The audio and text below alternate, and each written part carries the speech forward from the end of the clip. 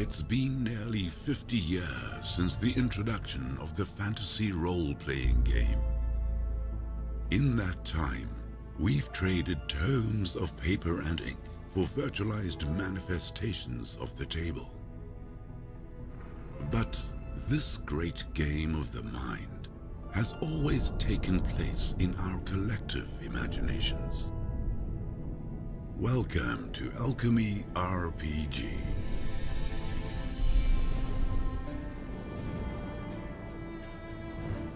Create interactive scenes and experience gameplay in an intuitive storytelling environment, meticulously designed to amplify cinematic immersion within the theater of the mind.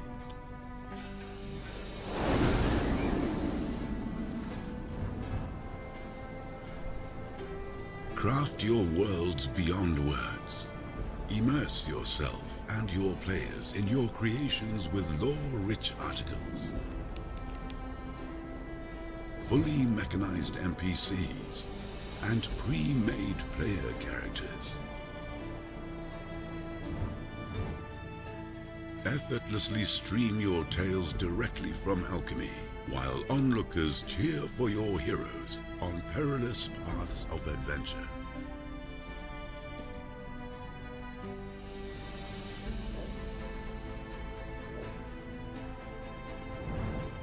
Discover a universe of immersive story worlds like never before, with unforgettable adventures ready to be had at the touch of a button. Breathe new life into your stories by harnessing the power of the Alchemy platform, a window into any world.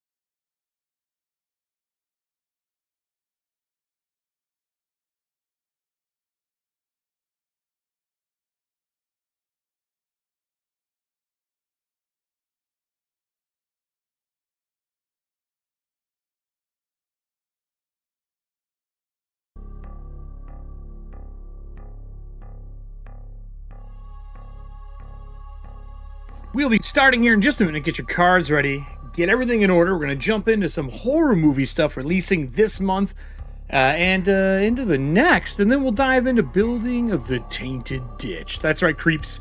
We already did our first level. We're going to try doing the second to see if I can survive. Last week, you guys almost got me. Well, 2 weeks ago. We'll see if you can get me this time.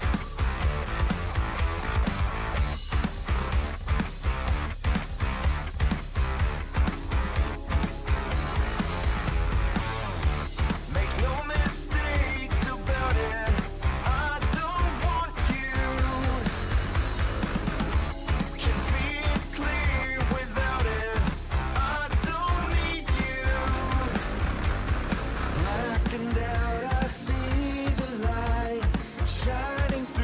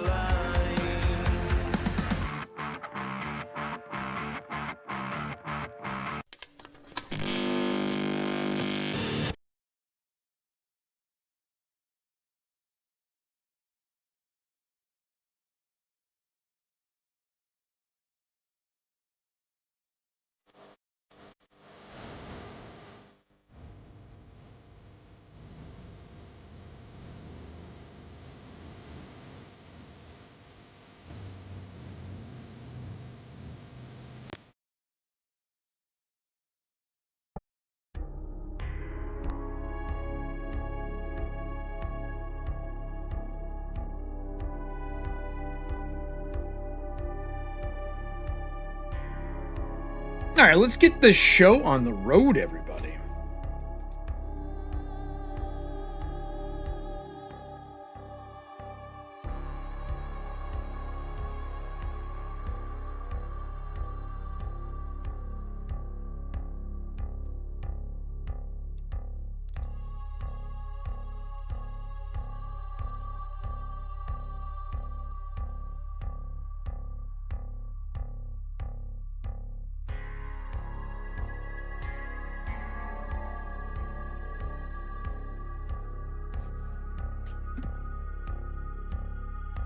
Hey everybody, how are we doing today? We are going to be diving into a bunch of stuff, but I want to start with a thank you for everybody who helped me design the first one.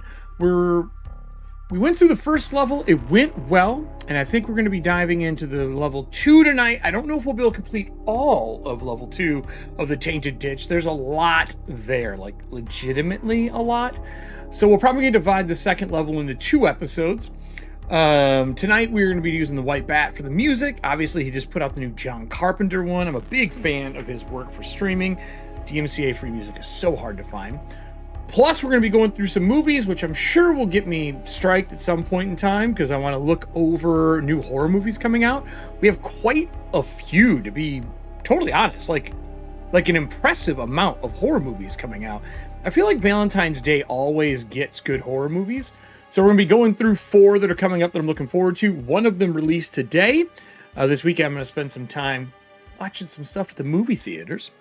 Then when we kick off getting ready to do design, we'll do the 1 hour on the clock. I'll put it down here. I think I'm going to add a clock timer to the actual showcase to make things easier. But for right now, well, we're just going to do a timer sitting down next to me and making life a little bit easier.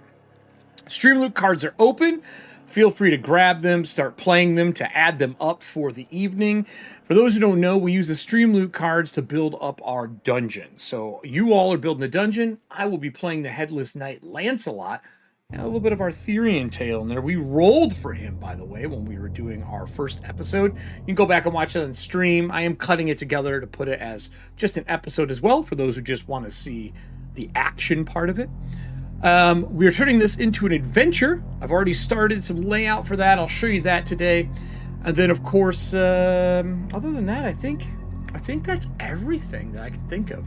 I'm noticing a little bit of a lag in the camera today. Is anybody else noticing that? It seems a little weird, like it's a little choppy. I feel like these overlays have problems. I'm going to turn everything on and try something here. I feel like there's some choppiness with this camera once in a while. I'm not sure why.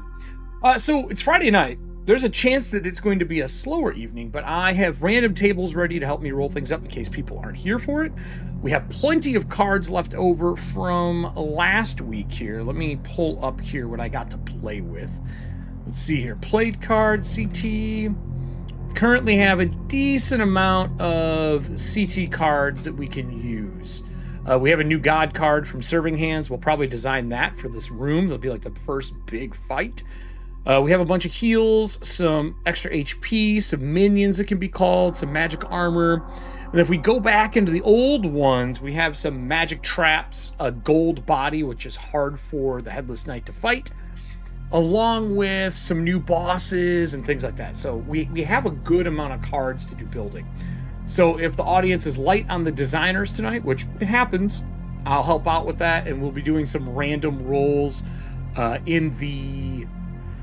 probably using the random dungeon generator from Mork Borg, along with some random tables I have using Knave and some other things. This is our set piece of Corpse Talk, is like an aberrational world. So we'll get into all that, but for now, I want to go over some new news and movies that are coming out and things like that. I'm going to pull up our first one. We're going to see how this goes. I'm going to mute the audio over here for the John Carpenter music, and I'll take us over to our table and get rid of Morky Borgy. Let's see here. Work folder. This isn't going to be the recorded section. This is just live. I kind of want to be able to go over some of the things I do besides work on games. Which today is, I love horror movies, if those who don't know. Wolfman came out. I still haven't got to go see it yet. I'm going to try to go tomorrow or Sunday. Just too cold, things didn't line up. But there's a few. There's a few good ones coming out. And there's one that I am looking forward to that it released to the Kickstarter backers, but it hasn't released to the fans yet. Like people who just want to watch didn't know about the Kickstarter or it was backer kit. And it's like a Jason Voorhees, but sci-fi, like cyberpunk. It looks awesome. I've been trying to find it to purchase to watch, but I've had no luck. So we're going to watch some of these. We're going to hope we don't get struck. We're going to go over the video for these. So the first one is Presence. It came out on the 24th. I have not seen the trailer for any of these, I don't think. Hard Eyes, I did. So this is the trailer. I don't know if you guys can hear it. Let me fix this. Yeah, it's coming through. You have a presence here. This looks cool. Figure you out. It's trying to connect to you.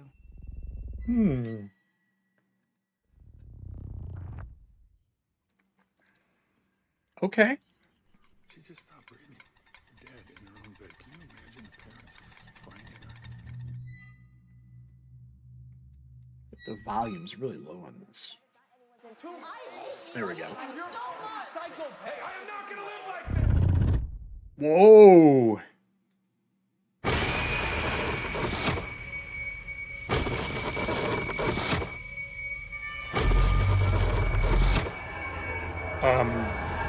Okay. This looks awesome. It's suffering. Just like you are. What the fuck? Okay. Good first one. I have not seen this yet. For those who want to see the trailer, we'll put it over here in our chat. This is for Presence, I think. Presence. And this comes out January 24th. So this was today. Curious. That I have not seen that yet. That actually looks pretty good. I love some good horror movies that are... This looks like it's going to be supernatural in some form. Or ghosts. I run ETHAUNTIA, so this is like right up my fucking alley. I kind of want to... I'd like to see this with somebody who knows ETHAUNTIA. Maybe Amir would go see it. I know he's a big fan of this stuff. So the next one I have been waiting for a little bit. This is Heart Eyes that we're going to be looking at. I love anything that's kind of got the Friday the 13th Jason vibe to shit. And this movie, always around Valentine's Day, we get ourselves like a horror movie extravaganza, like almost every time. And I feel like this is that movie. Like, what was My Bloody Valentine? Was that the one that came out in early 2000s? That was a really good Valentine's horror movie. So I'm looking forward to this. We'll watch this trailer in just a sec. Let's get some horror movie stuff back here. Let's get a skeleton. What do we got here? What's a new skelly that looks cool? Well, this is the ad I put up in Discord, so I will just use this in the background. I'll let it rotate a little bit here. Am I not lined up the way I want to be? Oh, you guys can't see it. Oh, hold on. There we go. Now you can see it. Now we got it. Right? There you go. Now you can see the skeletons, right? So Hard Eyes is coming out. I think this comes out February 7th. This is from Sony. So this is the one that's probably going to get me in trouble, but we're going to go with it. Let's take a look at this new trailer. This looks awesome. I'm afraid the music's going to hit me, so we will see. Because of this song. Turn down a touch. Okay. Let's slide myself over a touch here. So I'm in the frame. Ooh. Nope. Love the mask for this, by the way.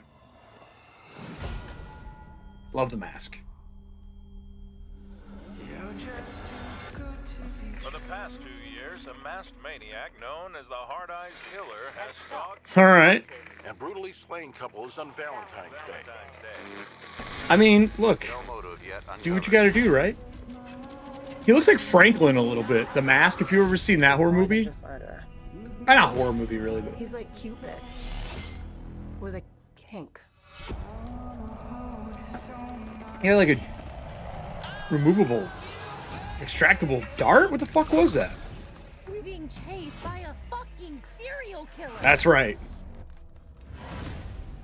Huh? Merry-go-rounds are never good, man. Oof. I mean, I'm all about this. He's gonna keep killing. Drive-in. This is the stuff that makes me want to run more Everyday Heroes, so I can do some modern stuff in Everyday Heroes. I love it. I love horror stuff in modern settings.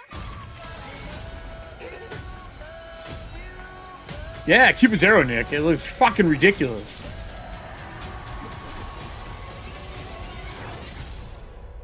Oof. Happy V-Day. Get killed, all right? Why would he say that? Because you're gonna get murdered. Oh.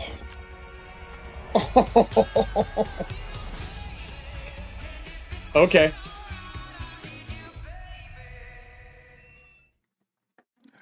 So that's Hard Eyes. I'm excited for that. That looks awesome. That looks awesome. What's up, Nick? How are you doing tonight, buddy?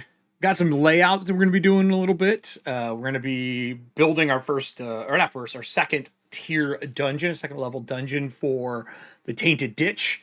That's going to happen. We're doing Mork Borg. So if you have your Mork Borg stuff, I recommend picking that up and having it open. And then also in Discord, I have the rules for how the Streamloot cards work for the show. I'll have them on screen too, so everybody can see them, but there's a good breakdown. I'm modifying those rules again. It looks, I'm excited for it. Would you say the blade through the eye? What? Let me turn this one down. Oh, the blade through the eye always disgusts me. I remember the first time I saw a drill through the eye in still a movie. Yes, 100%. Oh, we're getting some random encounters. Nice, dude. Well, this is gonna be right up your alley then. Right up your alley. I don't know if you've done much design for Mork Borg. It's a fun system, man. It's a real fun system. So the next one, we got two more things we're going to look at. The next one is the Gorge. This is going to be an Apple TV one. This is big, by the way. There's some big names in the Gorge.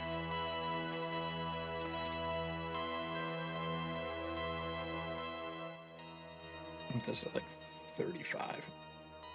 So the Gorge has got like Sigourney Weaver's in it. The girl from what was the chess series on Netflix? She's in it. I'm forgetting her name. I think they have it on here. Miles Teller and Anna Taylor are both on it. The Gorge is the location I'm developing the random encounter tables for. Are you serious? No. Are you really? Are you serious, Nick? Well, we're going to watch the trailer here. It's wild. I've seen some things for this one due to watching stuff on Apple. Check this out. This is awesome. Looks so good. Trailer starts now. Right now. Right this second. She's grown on me a lot as an actress, too. Jen might actually like this show. We might actually get to watch this one. It's horror, but that require me to go dark for at least a year, maybe more. A special assignment in an undisclosed location. I still haven't watched her playing Fury yet. I need to watch that, Furioso. As an elite sniper, are you presently under any private or military contract? I love Sigourney Weaver, though. There's not a lot of reasons for me right now. What if I gave you a reason? Money is always a reason. There she is. Oh, I West see. Tower observation post. Your home for the next 365 days. There is no outside communication. That's a solid concrete fucking poured on the other slab. side? Jesus Christ. That is East Tower. contact with the other side is strictly forbidden. So what's the mission? To keep people from going in the gorge? No. You need to stop what's in the gorge Fucking love him too. from coming out. What the hell is that? The gorge is the door to hell. If you've not watched Gangs of London, Jen and I are finishing those series up right now. That series is fucking amazing. Doctor Strange? The phone book in Doctor Strange? Okay. This is a great concept. Yes, dude. He's gotten so good the older he's gotten. He's like a stable Shia LaBeouf. I'm just saying. He is.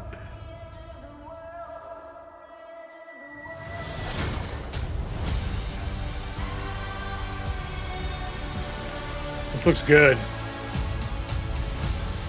What's the truth about this place? What's the truth about the gorge? Oof.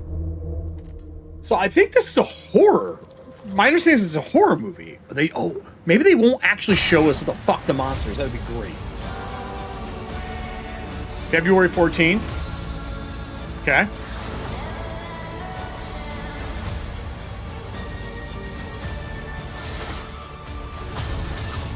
Oh, you fuck, boy. At least he got parachute. No. Okay. This looks good. He was amazing in Whiplash. 100% agree with you. This place is evil. This looks awesome. PG-13? Ah, come on. Come on. Why? Why are you making this PG-13? What the fuck? I don't know about all you, but I don't like when my horror movies and series are PG-13. I want it to be fucking R.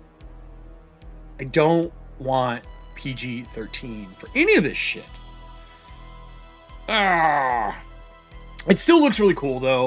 We'll see what they do. I just don't like that part of it. You know what I mean? I don't know. I think it's kind of dumb. I do. But what are you going to do? You can't really... It is what it is, I guess. I don't know. We'll see. We'll see. PG-13 works if you aren't showing the monster or gore, I think. It's an off-screen. It could work. Yeah, I guess if it's going to be Hitchcockian, sure. But I'd rather have R so that when they have that moment, they can.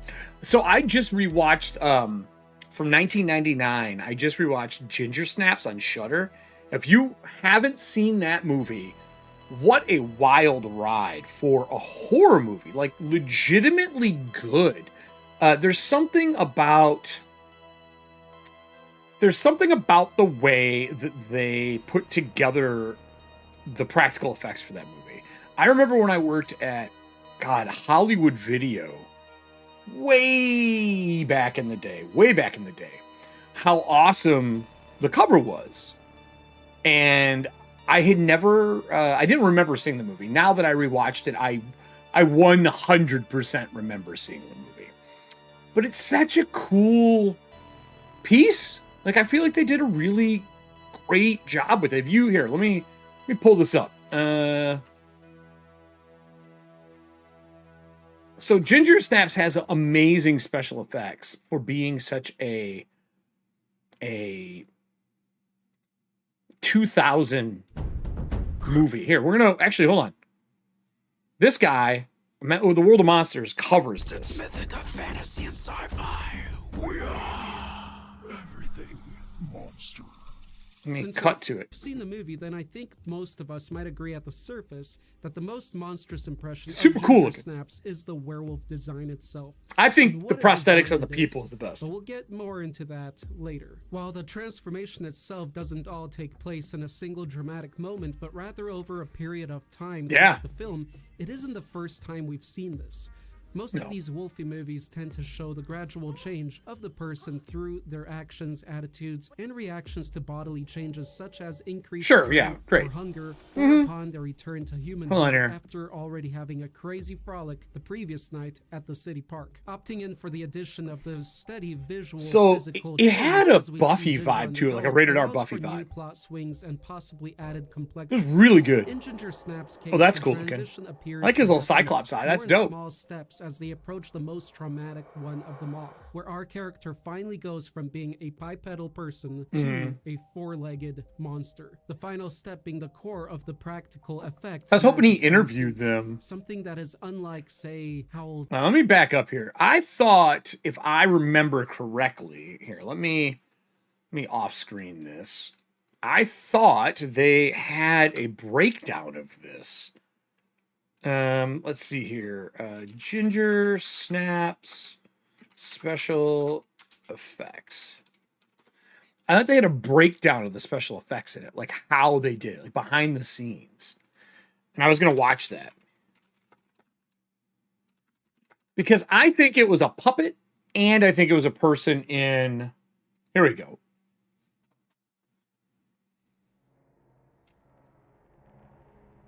This is a year ago. This was 1 year ago they released this.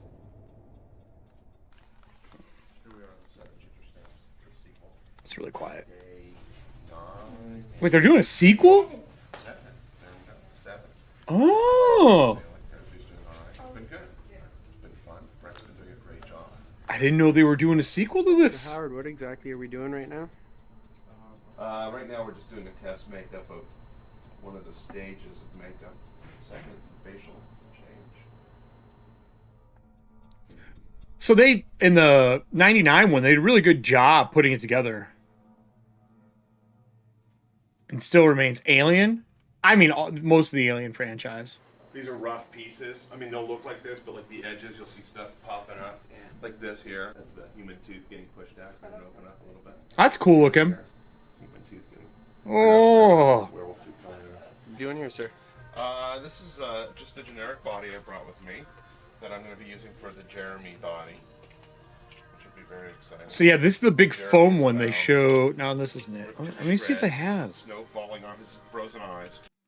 I want the one, there should be one from the first one. Maybe it's this that I saw. She's the main character. Or one of. Let me pause this. Let's find. Yeah, I thought there was a special effects for it. But anyway, it's a really good horror movie. Like, really good werewolf movie. Because honestly, we don't get a lot of those. I was told that the new Wolfman is amazing. So we'll see after that. But the transformations of that movie is good. It's a full four-legged prosthetic and person. There's a creature actor in the suit for sure. But I still think there's a puppet. I'm arguing with somebody about that because when it jumps, the way the legs move look really kind of marionette, I think it was. But anyway, the last movie that we're going to look at before we start doing some design work here is The Monkey, which is a Stephen King movie. Now, I'm really hit or miss on Stephen King movies. Like if I'm 100% honest with you, I don't totally care for all Stephen King stuff that's been redone. But this one looks pretty cool. And I don't know if it's a remake of one. So if you guys know in the audience, is this a remake? Everything okay in there? Yeah, everything's fine. Looks like a bloodbath though. Oh, that's odd. I don't remember locking this. You wouldn't happen to remember if my aunt had a wind-up toy monkey at the yard sale? Oh, not a cherished childhood memory. Most do, yeah. Oh, was it a made-for-TV movie? Maybe that they did for this? Oh, she dead. The coroner said it was an accident. He blew up. That chick blew up. Holy fuck. That went bad. My twin brother and I found something that loved to kill. I feel like this was a movie before. to make it go the fuck away. But it had other plans. Long Legs was fun. Hello, brother. Bill, the monkey that likes killing our family. It's back. It must be vanquished. Why don't you vanquish it, huh, Bill?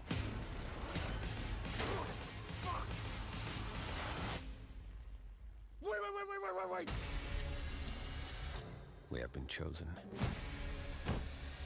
to witness its power over life and death in its most devious ways.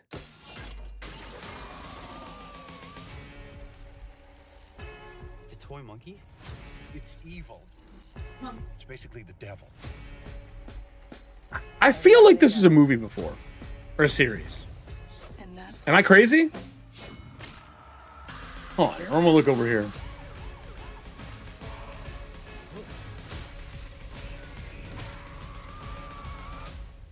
Oh, fuck.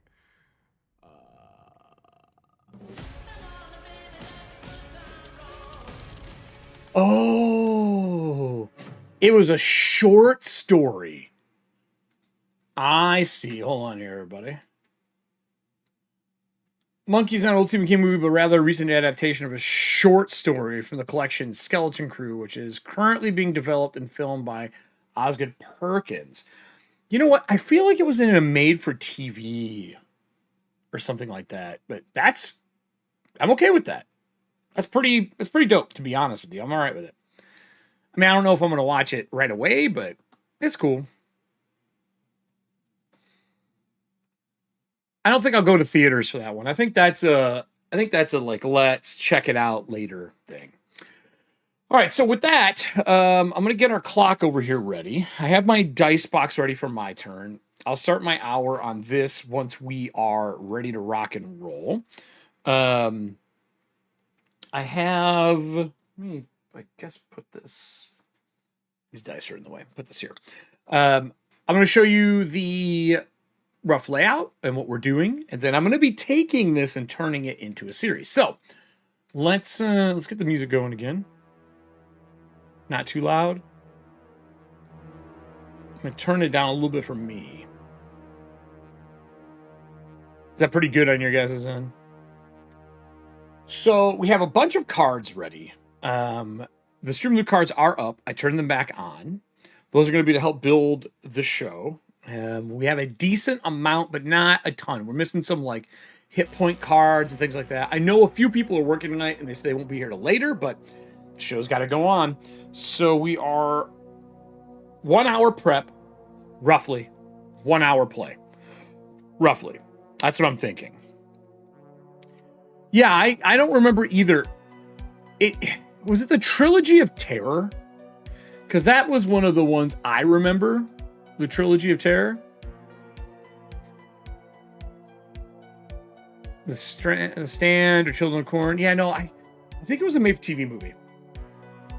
So, we have a decent amount to go over. So let's... The Devil's Gift. Is that what it was? You might be right. Yes, you are right. This is it. That's the one. That's the one. That's old, man. I think that's the one I was thinking of. Yeah. I'm gonna put this on. I'm gonna put this on my need to watch. Hold on here.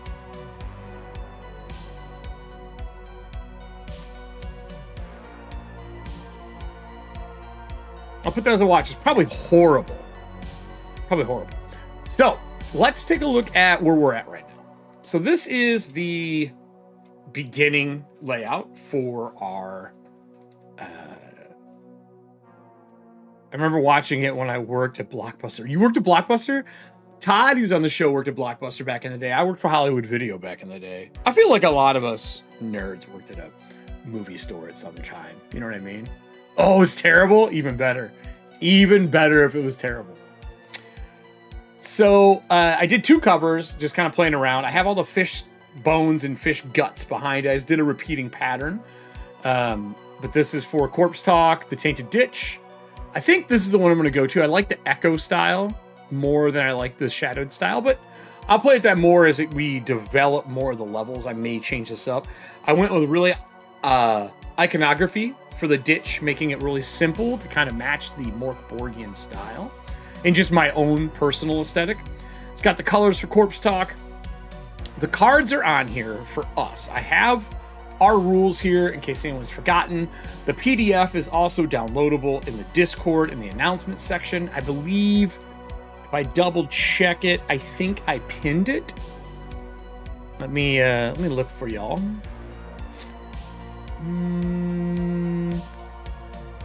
It is pinned now. I just pinned it. So that's got the rules in here. These are the rough rules. They'll get updated as we go along. But basically, I wanted a list of all the cards, what was available, what's in them, the card breakdown, how they function, all that kind of stuff. It also has the base card stats, so you know what we're looking at. When you roll dice in Mork Borg, you are meet or beat. And I added a whole bunch of baseline stuff for like traps and all that kind of crap on here. The major trap is on there as well. Now I added that. It may not be in the PDF version, but I do have it in mind. I'll update it here. Basically, my update is that first week of each month. So I'll update the PDF again, put that in here, and so on. You'll also notice that I color-coded these sections here. And basically, that's just to show the letters that will be on the cards to help identify what's going on. It's got the thing down the side I need for using Mork Borg that goes down the side. And then I took the full map and made it the first page here. I'm going to talk to Dyson about using this map for commercial. If not, I'll draw my own that's similar. But most of his maps can be used for commercial or with contact can. Dyson does some amazing black and whites.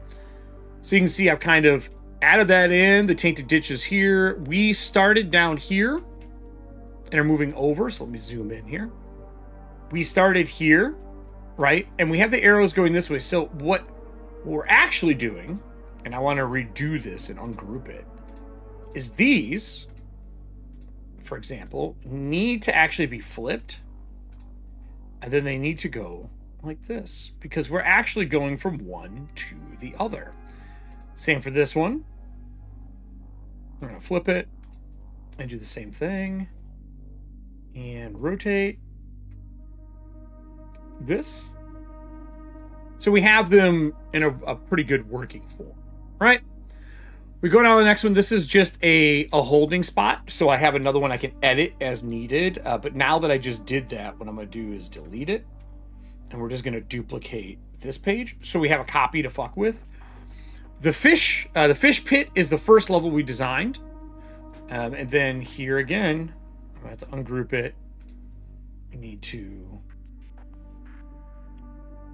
flip it. Oh, shit. I didn't mean to do that. Whoops. Ungroup. Just this. Flip it. And then I want to make sure I line it up similarly. Looks like it goes like that. Then we will regroup it. I'm going to slide it over so we can see it a little better. So the fish pit's the first section. This is the breakdown for rooms. Nick, I know when we were looking over all the reviews when we did the Shadow Dark stuff, that we kind of loved that person who did sensory for descriptions, and I think I'm keeping with that. I think it's great. So I think using the sensory thing for room descriptions, obviously threat, trap, and door can get cut out if there's nothing in there, depending on what's there. These are template holders, like master page holders. And then the Z, I'm keeping Z. I've pushed it into a whole bunch of other stuff I'm working on right now for charisma, because it's better than having to put a CH for charisma. I really wish they would use a different word for either constitution, charisma. Like toughness would have been great instead of constitution to get rid of the whole fucking problem. That would have been my go-to, you know what I'm saying? Got some work message here.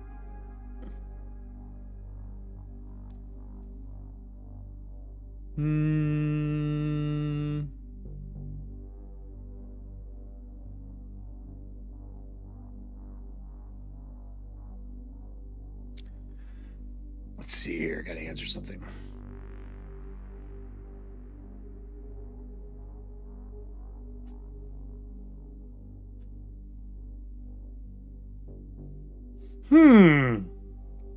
That's cool.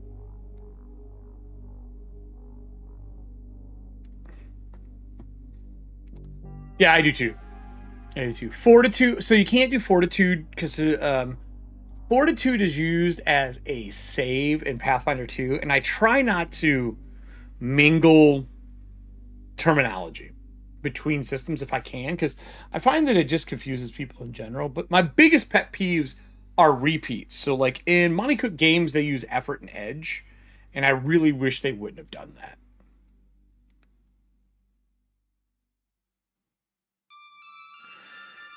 But you know, it is what it is. So we have this. I duplicated it for the double. This would be like the 2-page spread in case it's needed. And if it is, so like if we go back to here so you guys can see. So these are 2 covers. These are the rules. So this will be page 1, let's say. Then in between here, there'll be a table of contents, right? In here.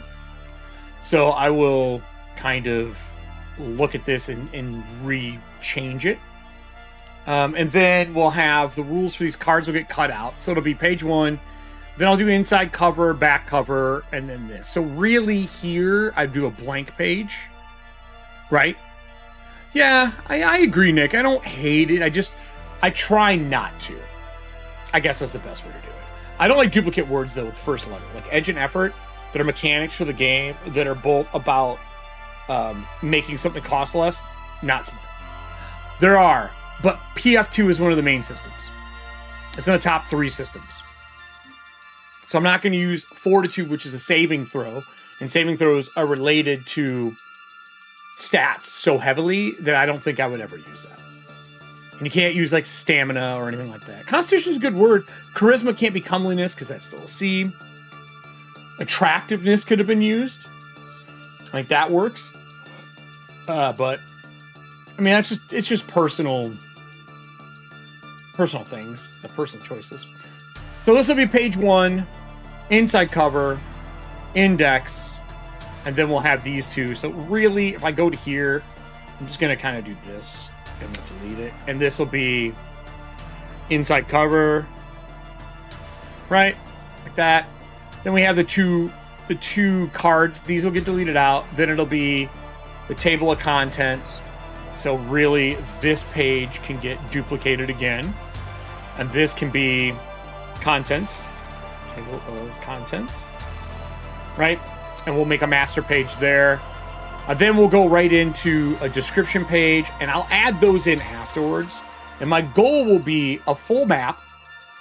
And then on the other, like in the 2-page spread, you'll have the full map. And then you'll have an indicator chart there that's needed so people know what's what. Identifying like major areas, things you have to find, and a checklist. And then we get into the fish pit. That's the first level. And I did side by side because I don't know how many room descriptions there will be. Today, though, we are doing the drips. That is the new section, the drips. So what I'm going to do is I'm going to go up here to the pit. And we are going to cut these minus that. So here and here. We're just going to cut them. And we'll probably rename the rooms. And I'm going to duplicate the drips a couple of times. Like that. Actually, I should just do it this way. I'm an idiot. Like this. And we'll bring it down. Kind of look at what's here. So we got to get rid of the last 2.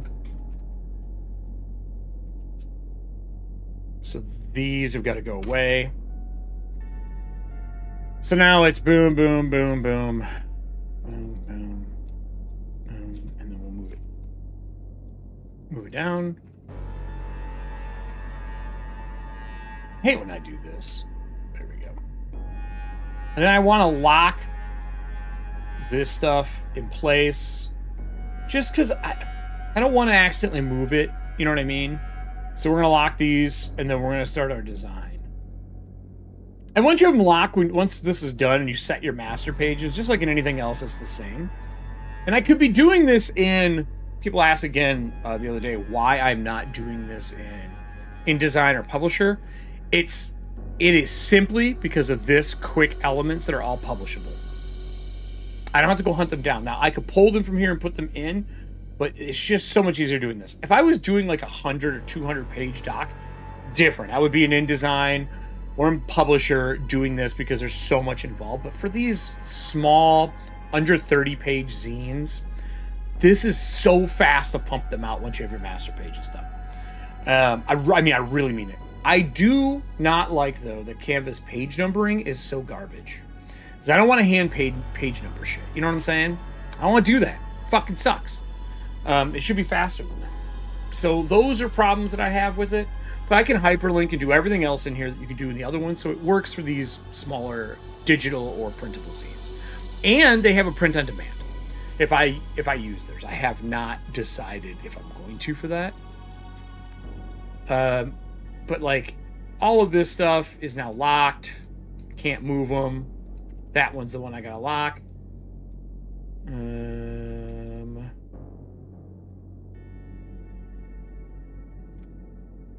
The other thing you can do too, some other people were asking when I was doing stuff last week, how you let me just click something that's easier. You can look at layers. There are layers, right? So you can go like this, and you can look at properties, because somebody was asking if there's like a properties layer, and there is.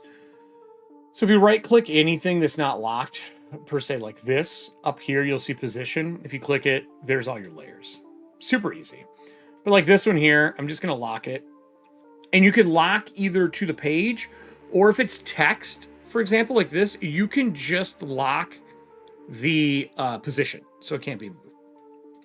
So we're looking at doing these. Those are kind of staggered, and I think I'm going to kind of fuck with things so they kind of fit on the page and flow.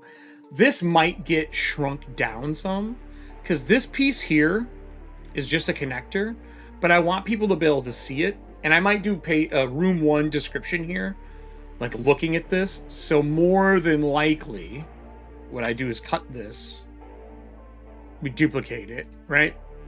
And then I would cut these out, like so. And I would do this as, you know, description. And that would be for this area. And then I would just, I think I would do a full column across. I have my rulers off, but I would do the full column across. Or right there, I think, is the bleed. Yeah. And then you have this whole section to write in, and then I can go through and write whatever I want there, right? So I just want you guys to see what this is going to be. There's going to be pink pages, and then each level will be a different color. So pink for one, orange for another, and then I have one other color that I'll use as well. So this is what we got. It's super clean. It works really well. This isn't what we are going to be doing our work in tonight, because the whole goal for this is to build a challenge dungeon so that when I have guests on for interviewing, they play through it, and then people who kill the Headless Knight played by the guest get put into the treasury drawing for the end of the season. And for those who don't remember, the treasury drawing, let me go to our side-by-side here really quick. Obviously, there's nobody with us right now. This is from the last guy that we interviewed. There's the treasury. And the treasury has a bunch of stuff in it. So this was the Cypher System ones that are going in for the drawing. Then we have Shadow of the Demon Lord stuff that is for the drawing. Then we have our Delving Wood, right? 4 25-piece sets. Then we have our Alchemy drawing from interviewing him. And then we have our Vascrim. And this is all the stuff that's going to come with the Vascrim as well. And that metal print is so cool. So you guys know, that's the stuff that we're playing for. So as we build this, everyone who uses Streamloot cards to build gets entered in. And I know I've talked about it before, but I wanted to have some clarity on it. But anyway, So tonight, we are going to be using Mork Borg, right? And we are going to be designing in our alchemy labs because I can track it all here a little easier. So here's our map. We already did this section. And what I think I'm going to do, I'm going to see if it slows us down because we've had problems in the past, but I kind of want to cover the thing in fog so we're not looking at this. You know what I mean? And then I think I'm going to erase fog, and I'm only going to erase the sections that we are working on tonight. Look how slow this is.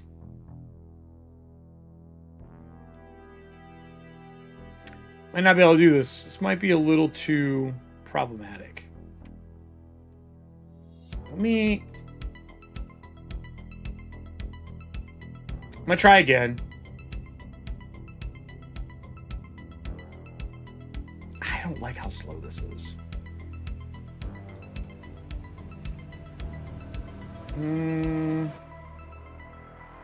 This slowdown is real. We're not even doing anything crazy. I don't understand why. Oh, so today, I think we're gonna design this section. They need to add a polygon tool to this. I really want like a polygon selector tool. Nah, this is too... I'm not doing this. This is too much. We're just going to have to bear with me. I'm going to reveal all. We're not doing this. It takes too much. I want to design this. We're going to do this instead. I want to design, move, measure. I want to design this section here. Like so. I think that's the section we're going to design tonight. If we can. Because we only got through that little piece. So maybe not even that. Actually, if we're coming up in here, we might only really, if we're honest with ourselves, we're going to be probably doing this section through here. So this might be 3 episodes to design this section. So like that. But our goal is every other week for the show, roughly. I think I have an interview next week on Corpse Talk After Hours. So I think this is the section we're going to design tonight. I think that's the goal.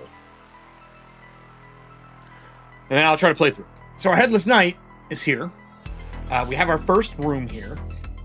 We haven't designed the room numbers yet. But the reason I have this pulled up is what I wanted to do before we start. I want to go back over to our Chrome, right? Our Chrome section. And I want to do just number the rooms. It's really what I want to do. And I think I'm just going to use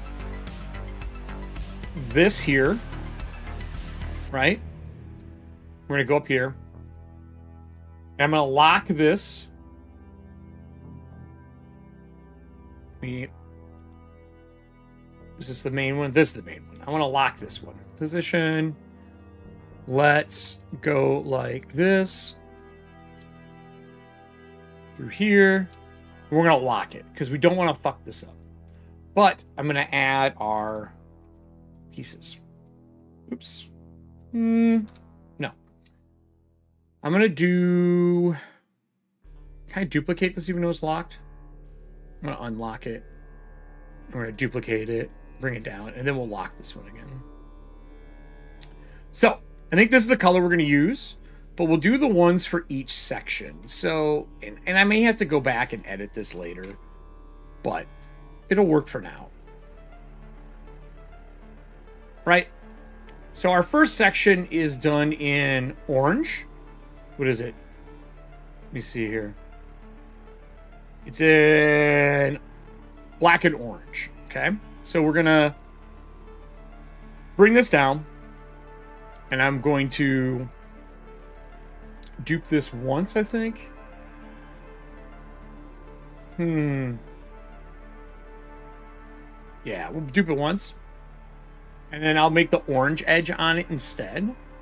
Under the effects. And we'll just grab the orange. And now we got black and orange. But maybe I don't want to do black. Maybe I'll just do all orange. Maybe I'll do this, actually. Maybe I'll do orange. And then maybe effects, I will do a black edge.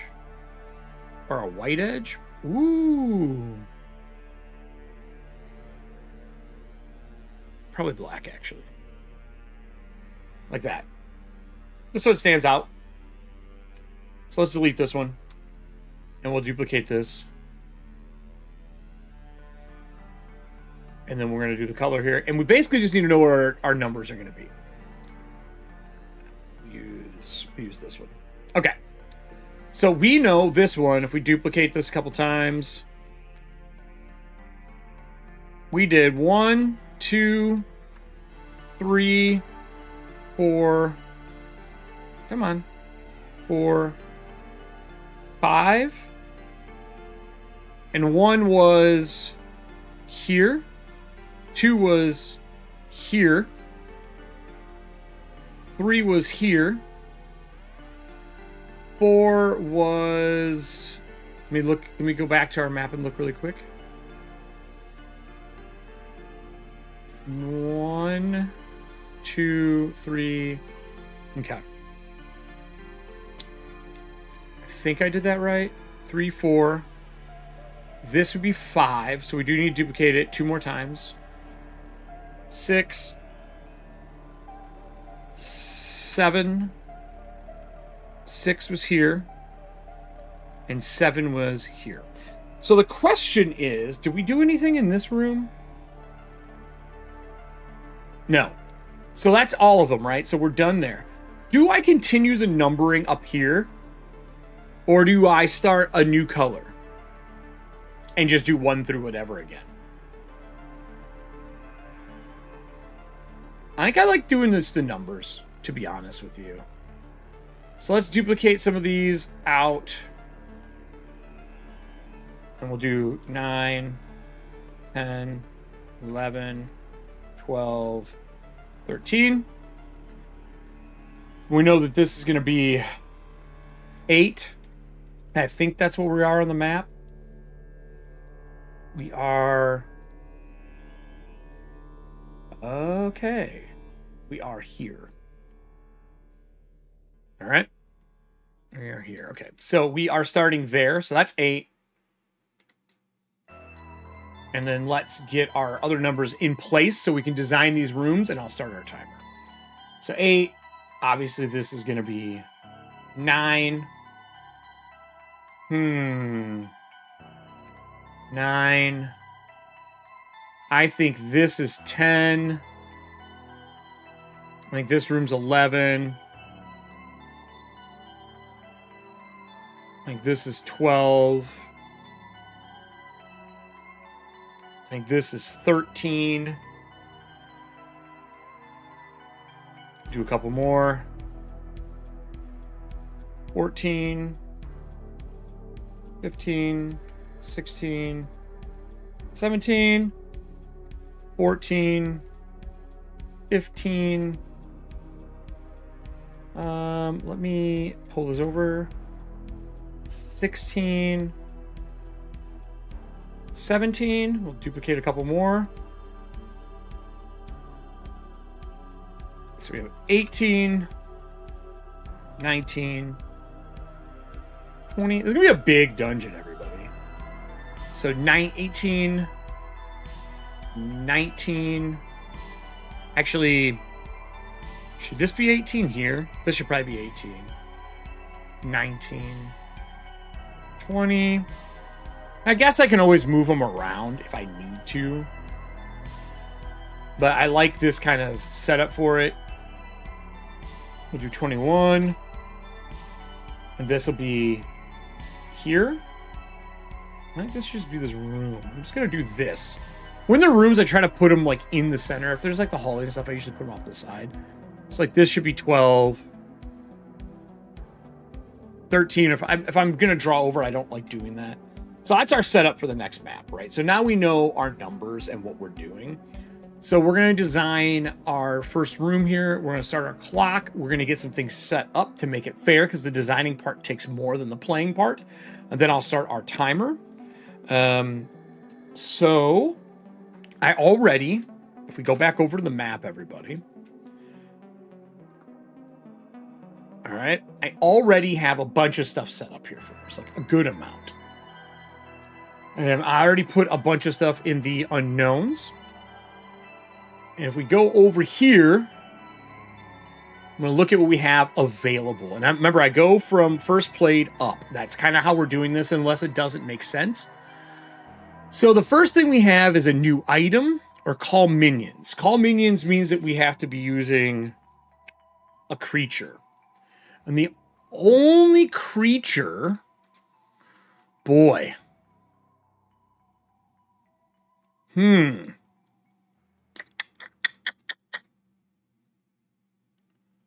we have any creatures? We have some bosses. Do we have a minion in here anywhere? I see a bunch of encounters. So I just want to draw them onto the table. There we go. New minion. Okay. So we're going to go up here. Here's minion base. We're going to show it.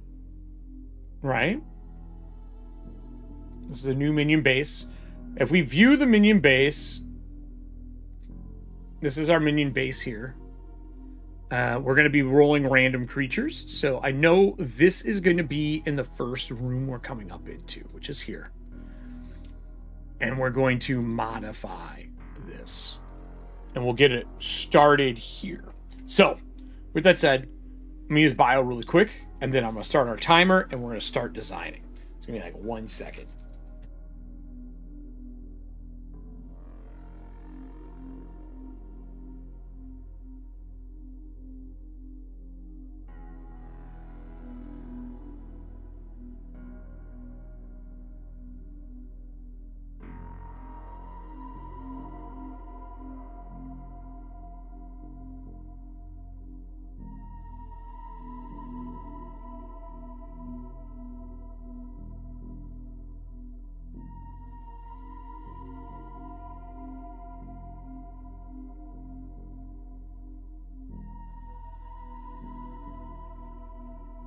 All right.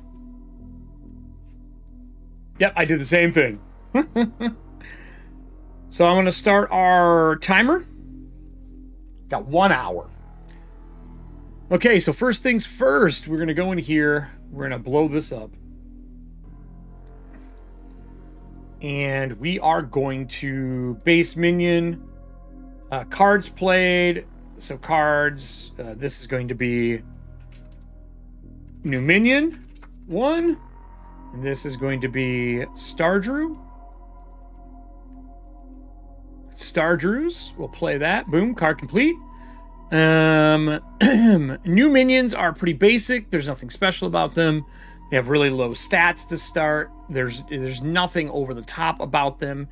If we go back and we look at our Chrome page here for this, when we scroll down, you can see what new minions are. So basically new minions, hit points 2, morale 4, strike D2, that kind of stuff. That is the core of the game, the stat line that we need. So let's make sure that they have all that stuff. So I think I set this all up correctly. They only have 2 hit points, so this is already needs to be edited. 2 hit points. You know what though? I want to give him extra hit points, so let's look up CT hit points. So we got 1 from serving and 1 from Stardrew. So we're going to give him 4. We're going to go back over here. We want this guy to be tanky. You can do up to double their hit points with these. So then we have 1 HP, 2 of them. And then that was Serving Hands Stardrew. Okay, so that's those. Right out of the gate. We're going to complete those. I'm going to say we were talking about using a DR card to give them DR, but I think what I really want to do is give it a 2-room move to chase you. Right? The 2-room move, first one is serving.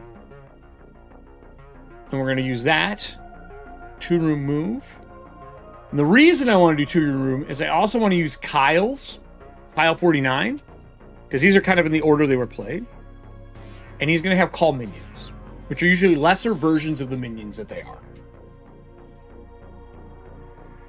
And these don't reset. So if we kill them, or no, they reset. The minions have to be recalled again. Let me look at how the call minions works really quick. Call minions. It's a D2. So we're going to go here. We're going to put call minions. And this is a D2. And that's how many they call of extra minions to come with them. They're usually duplicates of themselves. So that's all right. Those are all done. And we need to get descriptions for these creatures as well. So let me... This is where we're at for our write-up. I'm just going to leave this up. This is our write-up right now. And then I'm going to put up our Chrome. And we're going to pull up the Headless... What is it? Mork Borg random generator. This is what we use when we can't figure out what the fuck we want. This is the class generator. We don't want that.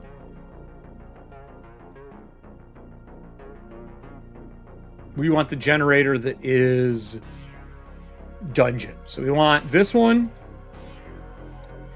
We want the monster. I think that's everything. That's all. All right. So let's look at the monsters. The way we've been doing this is rolling a D... I believe it's a D6. Let me double check it. D6. So we roll a D6 on this to determine how many we're going to run. And we ignore this part because we have our own. But we look at the layer for ideas. We look at the abilities. And we look at the loot as well. So I do have my camera set up for dice. I did put this back up for y'all. It should be pretty lined up. These are those bouncy dice. So we got a 4. And once people are back and ready to roll, we'll do that. But for now, we're doing 4. So 1, 2, 3, 4. Disoriented, walking on the wrong limbs with protruding bones. It's a sight to behold. More than anything, it wants to praise an obscure god through combat, constructing idols from the slain. We've had that right up before. And it doesn't fit this section of the dungeon. I'm going to do one more. This is better. Ooh. Okay. Okay, let's cut this. I like this idea. We are in an area where fish bodies have been thrown down the well. Like they're kind of like filling the area, right? They're just chum all over the place. So let's get rid of the dice cam. And then let's grab our alchemy. And we need to do a description. So here, we usually get rid of this, and we put a description here. It's carved up. So this is fresh from the operating table. I think instead of the operating table, fresh from the fishmonger.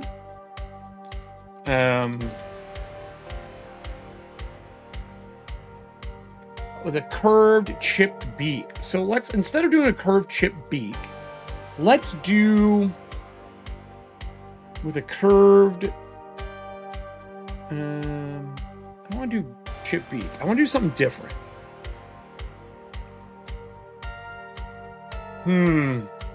With a maw filled of fish hooks to keep the theme.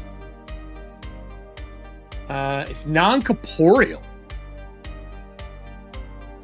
I think I want it to be corporeal. We're just going to delete this line. We want it to be corporeal. I don't want that. Unfortunately, more than anything, it wants to escape something worse. So let's generate whatever that worse is. I think that's what we have to do. We have to generate whatever worse is. So let's just click it once.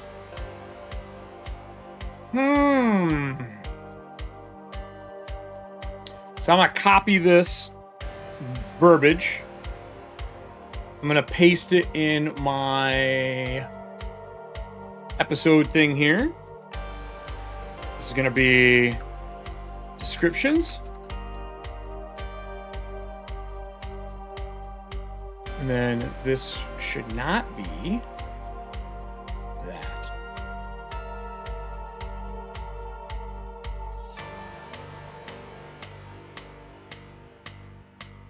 And let me make this 2. Okay. So we have it here. I like it. It looks okay. Glittering slime. Okay, that's not bad. This is the thing it's fleeing. So we'll have to get a name for this later on, right? We're not going to use a bell tower. That doesn't make sense for what we're doing. We'll write our own versions of it. So let's look over here at this. I think this is a pretty good creature.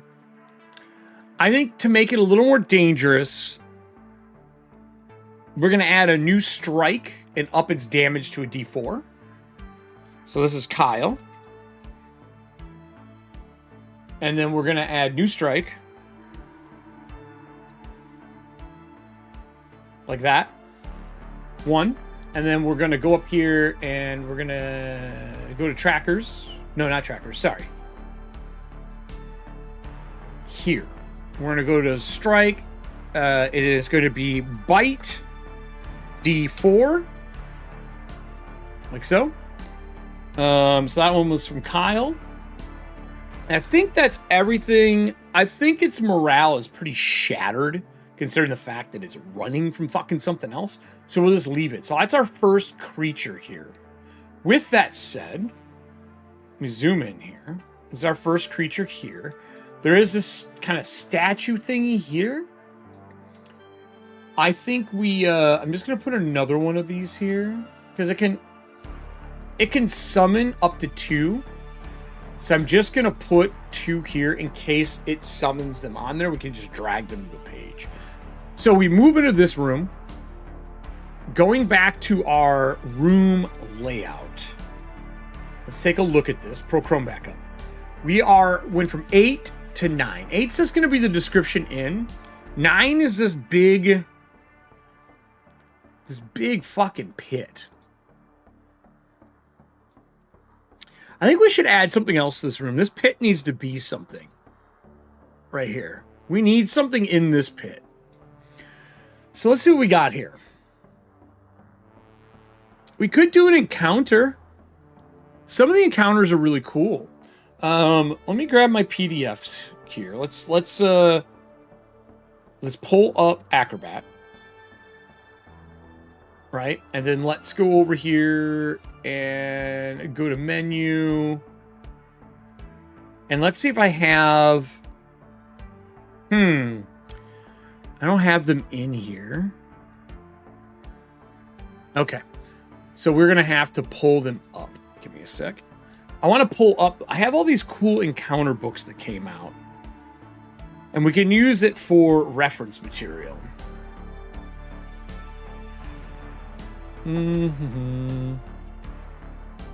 Mork Borg. And then we can just kind of alter it for our own.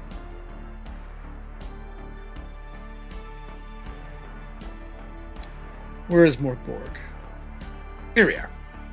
This is the weird encounter ones. They are called Strange Locations, I think. So we have Strange Citizens, which I'm pulling up now. We have Strange Inhabitants. And we have Strange Visitors. I've been doing a D6 for this and deciding what to use from there. Basically 1, 2, 3, 4, 5, 6. So we're just going to do that. 1, 2. So the very first book. So we're going to be using Strange Citizens. Strange Citizens uses 2d6. I think you can see these pretty well when I roll them. So we're going to use 2d6 and add them together. So 5, so 6. So we're going to go look at section 6. These are really fun if you've never looked through this. They got big write-ups and all that kind of crap. But we want something that makes sense for this area, and we'll custom it to ourselves. Priest and Inventor. What does this do? corporeal form is Roland Reprick, an evil priest and cruel inventor. So we can do the fishmonger. We'll do the fishmonger in this room. Done. We're gonna do a fishmonger. So that was super easy. Super easy. This is gonna be the bad that we just talked about, right? So let me go over here and grab an encounter. Gotta lean to see these. Okay, guess I don't have one in here. Let me do encounter.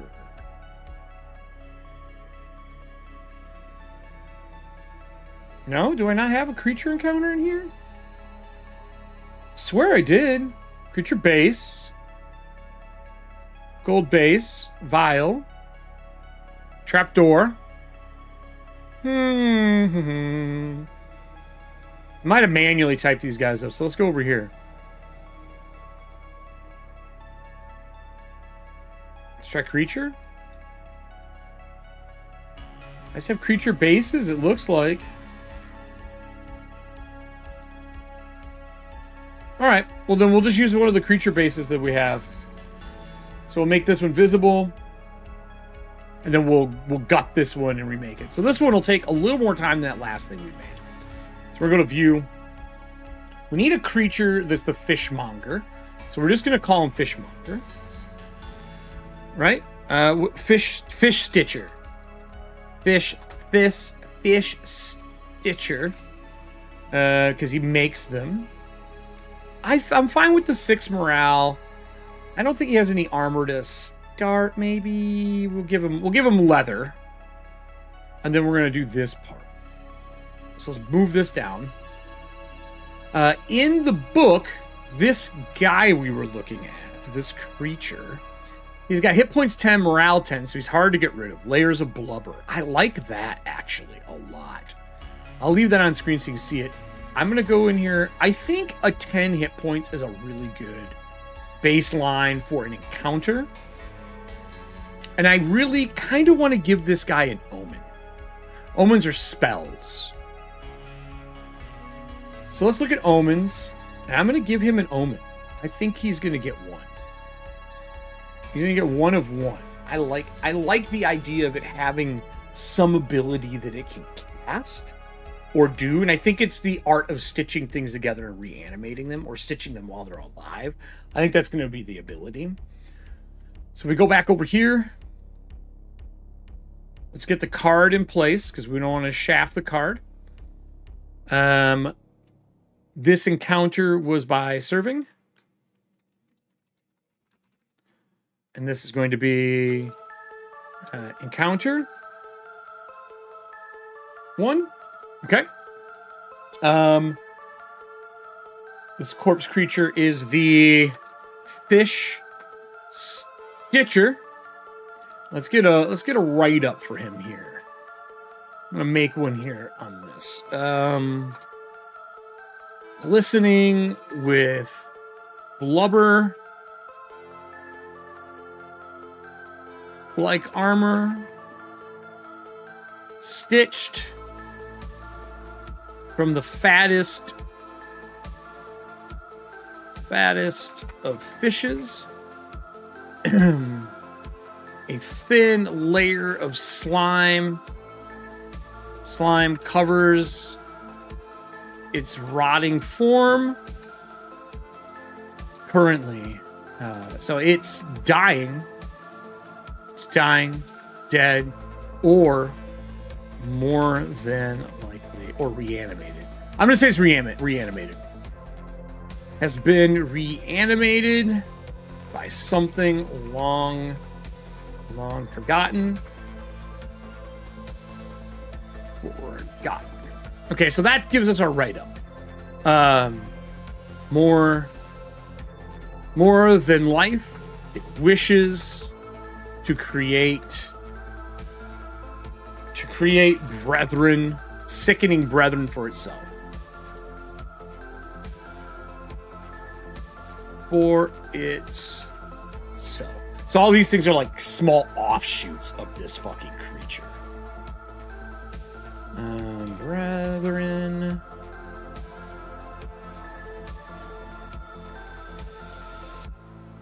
I spelling that right? There we go. Come on. All right. So let's copy and paste this and put it in here for our description.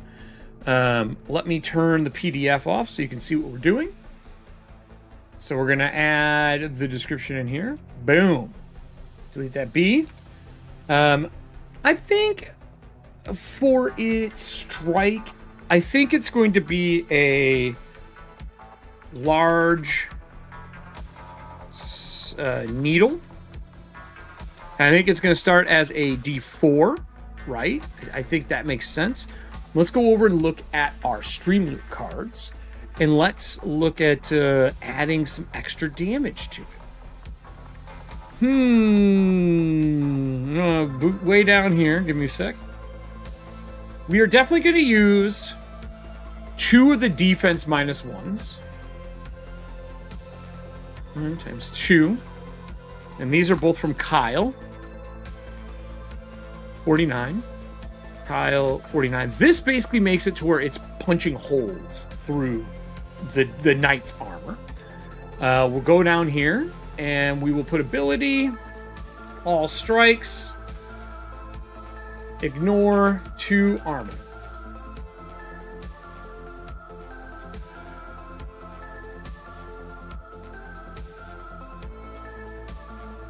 Can't help with this text. Grammarly only works in English language. Okay.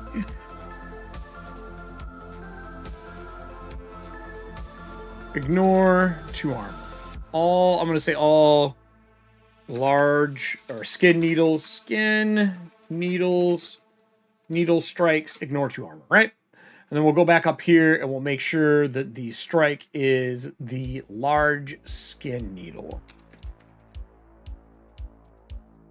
Bone needle. Bone needle, even better. It's like a big fish bone needle, which traditionally fish bone needles were used for tattooing and for actually sewing stuff. So we'll use that. To all bone needle strikes. Okay. We're starting at a D4, so let's complete those. I want to up its damage. I believe it deserves a little bit of damage, and I think it also deserves a resurrection card. So we are going to do resurrection. Resurrection cards. This is from Kyle.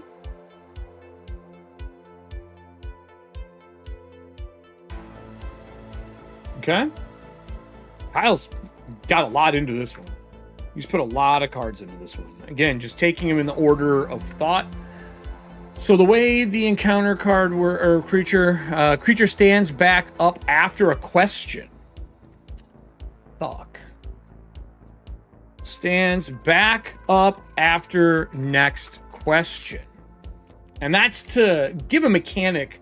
So for those who don't know, when I'm doing the interviews, we have questions, and after a question, it will stand back up in the middle of the fight. So it's a pretty fun piece. For me playing tonight, I'm just going to roll a number, and it'll stand up during that. Welcome back, buddy.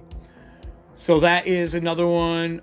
This was the resurrection from Kyle. So now it has resurrection ability. Since it's reanimated, that makes sense to me. So ability, this is going to be the large skin needle. So we know it ignores 2 armor. We know it has better defense. It is not going to be friendly. We're going to grab new strikes. Who do we have that has new strikes on the board here? I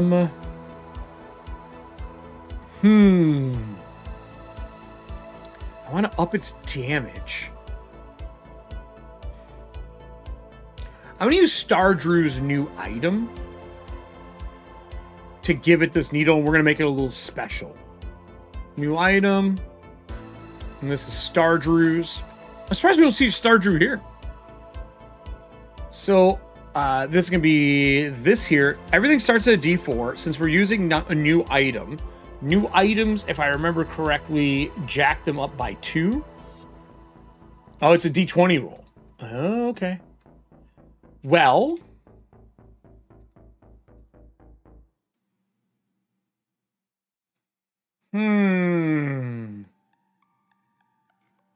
me see if I can find something here for us. Mork Borg, item generator. So we can just kind of play around it. So there is a table monger. So let me pull up our Chrome. So we do have table monger. This is pretty cool. Table monger has a bunch of weird stuff in it. So we have monsters and miscreants. What else do we have in here? Monsters and miscreants, plots and potents, powers and weirdness, dying world, treasures and trinkets. I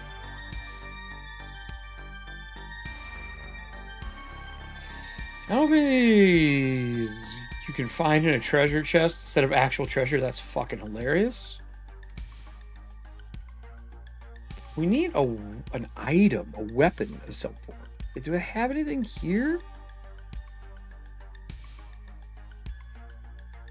I don't see an item. Let's back up here. Is there any other good random item generator? Here we go. Well, this is cool. Let's scroll this and take a look. This will allow you to generate several different weapons with its own stats and unique effects and a name. This can be used as a treasure for crafting or sell. First, roll d20 for the base weapon. Well, we already know we have a needle, so we're not doing that. Roll 2d6. Nick, if you want to roll 2d6 while I'm reading over this, or whoever's in chat, anyone can roll. Next, roll 2d6 as a percentile for the name descriptor of the item on either column. For example, a spine sword, a dark bow if you wish. You can switch the words around, add any syncadoramic words to them. For example, instead of dark bow, it can be a bow of darkness. If you want a special name, roll 2d6 twice. Okay. I'm going to roll for its damage out of the gate here. Oops. A 5. A d10 damage? Okay. Okay. D10 damage. What'd you get? An 11? What does an 11 give us? An 11. Spine. Spine needle?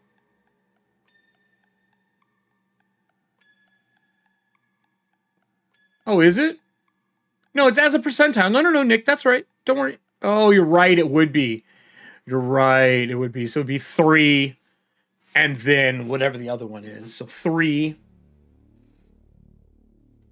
It looks like there's a delay on the second roll. Try it again. We'll look at stream elements. I feel like I changed all these, and for some reason it keeps adding the timers back to them, and it really shouldn't. I'm going to my dashboard to check it right now.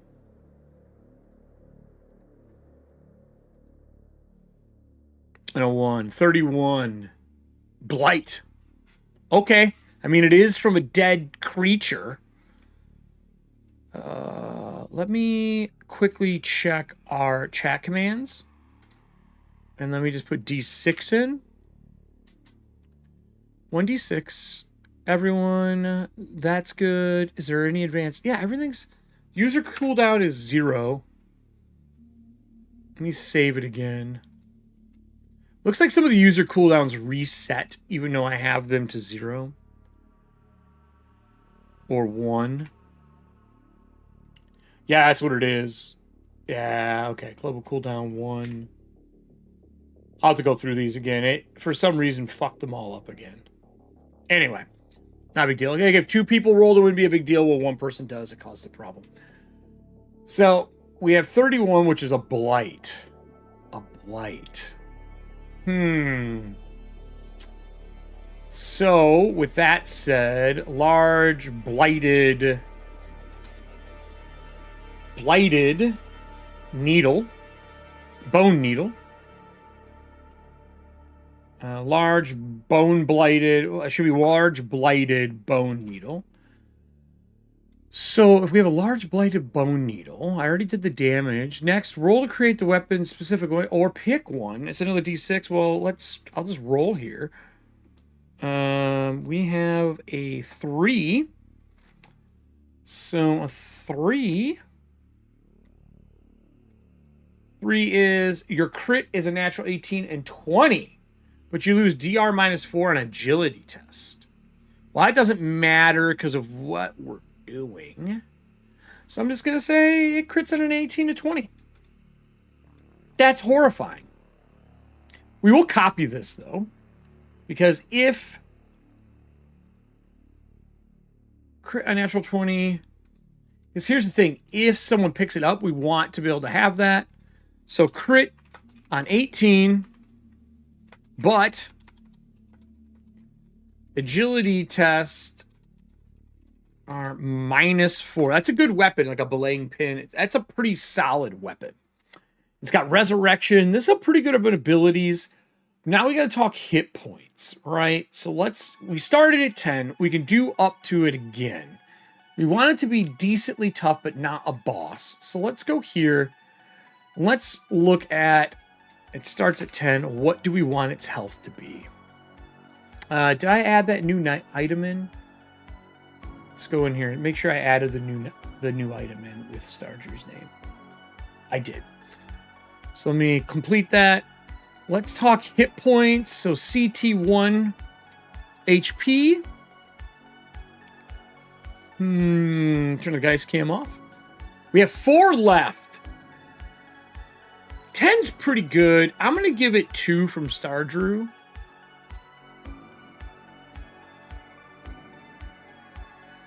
Stardrew twice. We're going to do 1 HP. And that's the next one. So now we got 2 of those. Times 2. Oops. Times 2. Just so we know what is going on for this character. Complete those. I think this is a pretty good base encounter. Location, he is in room number... Let's go back to here. A cool table. I might download this just to have around. This is in room 9. So let's mark that we are currently in room 9. So room 9, location 9, just so we have it here. We'll save him out as soon as we have our hit points and everything done. Tracker's good. Oh, we got to give him a spell. Omen 1. Do we have... I might not be able to give him an Omen. We may not have a special ability in here. Oh, we do. Kyle, new ability. So let's add the new ability in. What do we want our Omen power to be? You know what I mean? What do we want to do?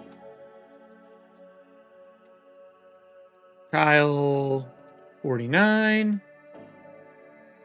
New ability. And I'm just going to put Omen. What do we want our Omen to be? I think I have a Chrome pulled up for abilities. Like there is some here, the Tablet of Obscurity. And we can kind of zoom in and take a look at this. Yeah, they're like special powers that you can use. Like these are tablets. These are like the... So there was a Jewish adventure that came out that has like a bunch of tablets that you can use. And then in the main Mork Borg, if we go to here, and we pull up Omen, pull the PDFs up for you, there are Omens. And these are, find them, Omen.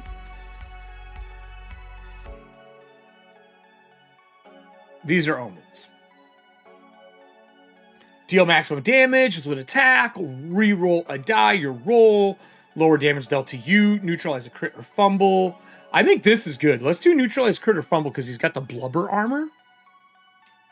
You know what I mean? So let's go back here.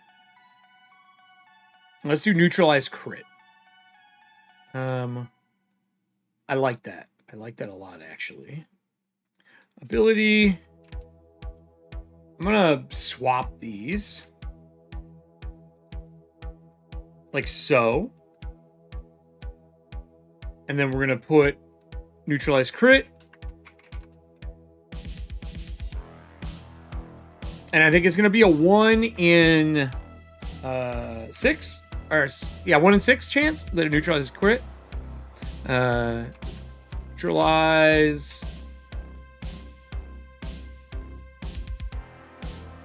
a crit. And this is going to be roll D6 on a 1. So neutralize crit, a D6 on a 1. So we have that here. We know that's what it can do. All right. So he's done. So now we got to add it. And this is the thing that this fears it is running away from. So I kind of want it to be here. What I assume is this guy's making these things. And as he's making them, creatures are kind of fleeing from the areas. He's making them out of this decrepit pool of power that he's carving these fish and turning them into these creatures. So that takes us to looking at where we want to go next. We did 9. I think we go to 10.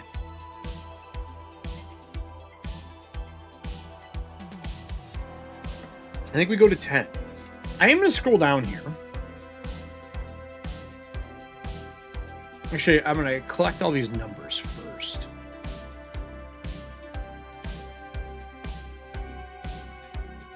I'm going to cut them. And we're going to scroll down to where we're designing this. And I'm going to paste them. And I'm going to group them. And then I'm going to reduce them. Oh, no, I'm not even going to reduce them. I'm just going to bring them up. And then line them up. So we know 8 is here, right? And then we'll just kind of bring it down. Like, I think it's roughly there. Right? It seems right to me. I think that's where I had them. Let me look and see where 8 was. That'll be the easiest way to do this. 8 is at the stair entrance. Okay. 8 is here.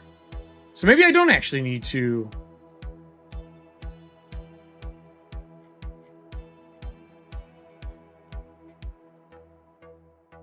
I'm just going to actually recopy this. I think I actually don't need to shrink it down. I think I can delete this. I think I fucked that up. Because I think it's technically like that. Problem solved. So we have 8. We know what that's going to be. I don't know what I want 10 to be. I don't know what I want it to be. 10 should be the upper left of that, and that should be down below. Oops.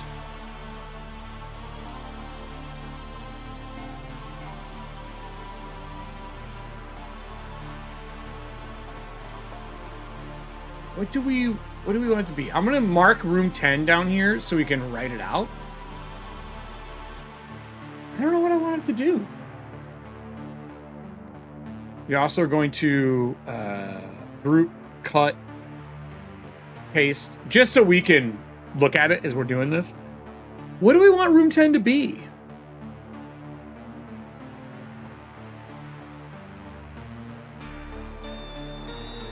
Let me delete that. I mean, it's got an idol in it. We'll say this is a... If you're climbing upstairs to get out, everything kind of funnels down, I'm assuming, into this pool room. And I'm envisioning a waterfall into 9 of guts and sinew. So let's actually talk about 9. This is going to be smell. So sound, smell, sight. So the sloppy, splashing,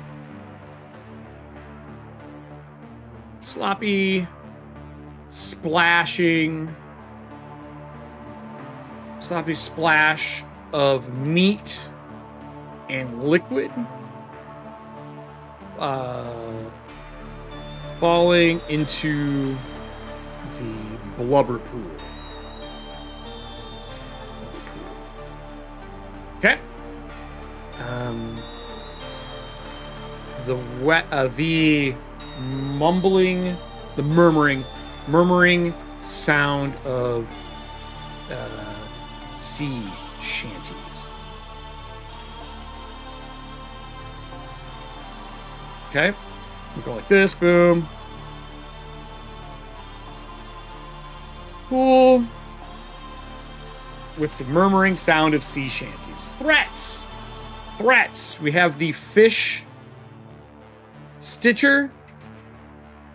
And did we name this creature? We did not name this. So if we know he's the fish Stitcher, what do we want to name this thing?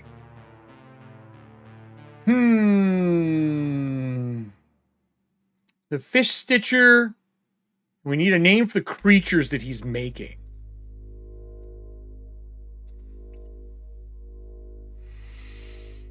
Fish Stitcher and Scale Sewn? Scale Corpse? Corpse Scale? Corpse Scale.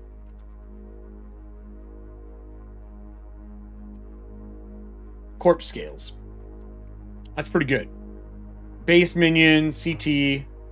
I feel like I was supposed to put the difficulty for them in here. No, that was for the weapon. That was for his needle. We were doing a new weapon. That was the name of the thing he uses to sew these people together.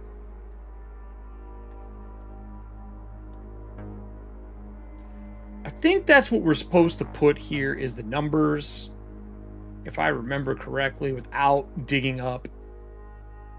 I'm going to save this one. I want to go over here, and I just want to look at one of our other... Yeah, I put the DC there. Okay, good. So I need to put the DC on him. So he is the Corpse Scales, he is I don't like that name, though. He should be something else.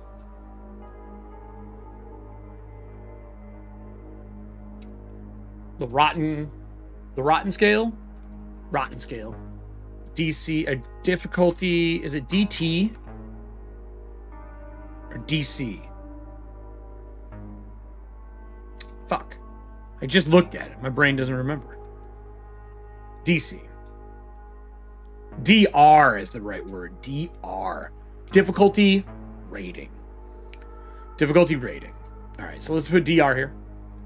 I mean, I know what it is at the end, but I want it to be as close to the things I can. We are looking at a base version.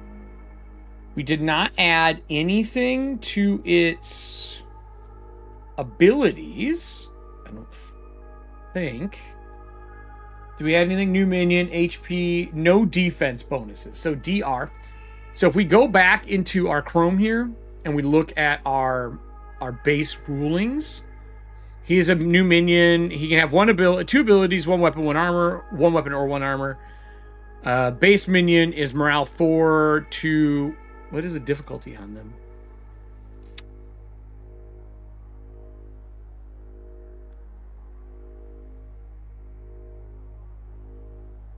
I don't see the difficulty rating. I think they're a 9. Hold on here. Let me find our... Let's go into our PDF. I think they're difficulty rating 9 because they're the easiest version. So let me just put in DR. Select all. DR. I just want the cheat table here. I want the sliding scale of difficulties.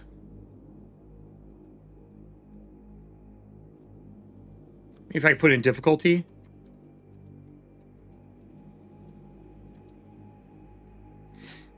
Let me just put difficulty in. I never liked the search feature in this. There it is. I'm going to write this across the bottom of my thing here. What is this? The difficulty ratings are 6, 8, 10, 12, 14, 16, 18, and then the base minion is 8. So this is base minion. And then it goes up from there. So he is an 8. So we need to go back over here and alter that so it says 8 on it. Okay. So 8. CT 8. Because we haven't upgraded him at all. All right, so he's done.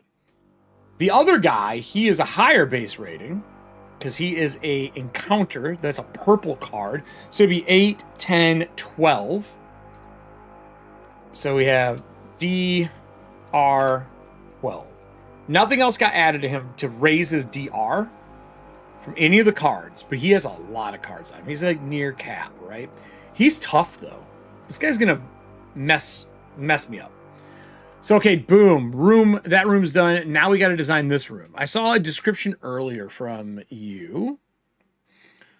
Smells of sweat and blubbery oil. So if we pull up our Chrome again, I think we're going to be using this a little more reference-wise than I thought.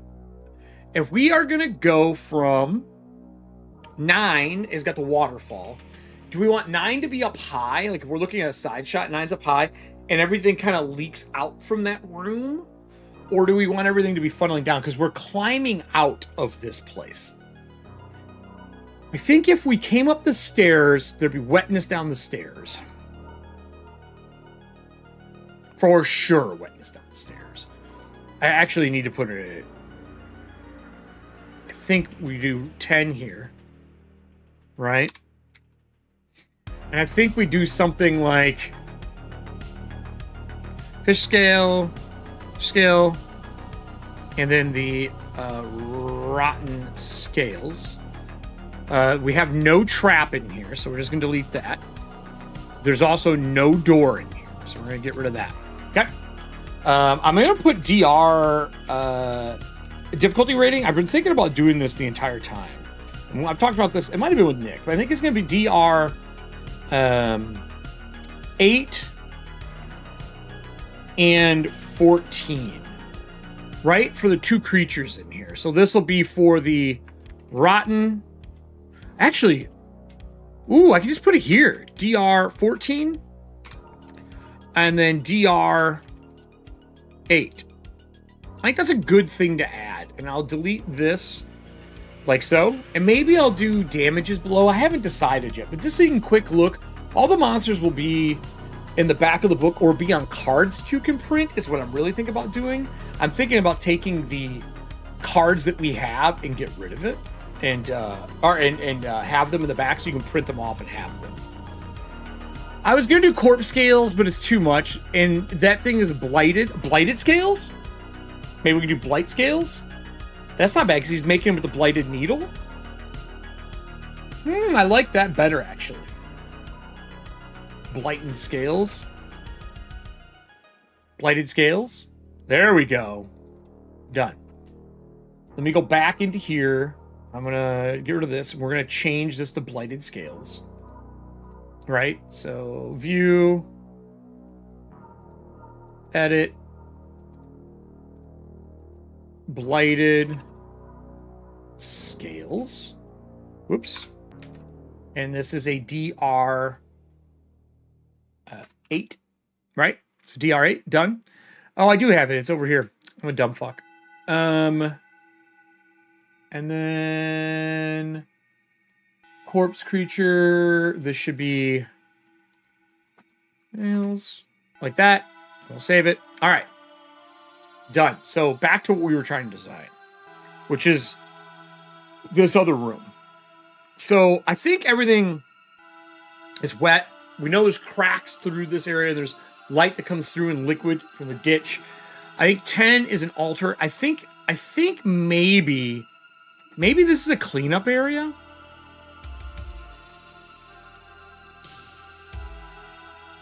You know what I mean? Maybe this is a cleanup area. That could work. Like if this is like a clean section, like a table, or this could be the first statue to a god that they worship. That might not be bad. Have fun, man. See you, buddy.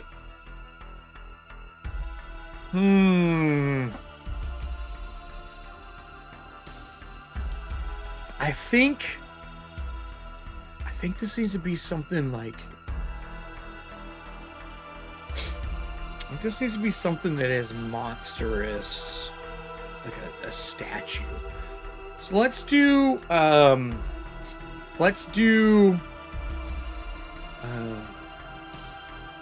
eerie, or no, gurgling song coming from a cracked,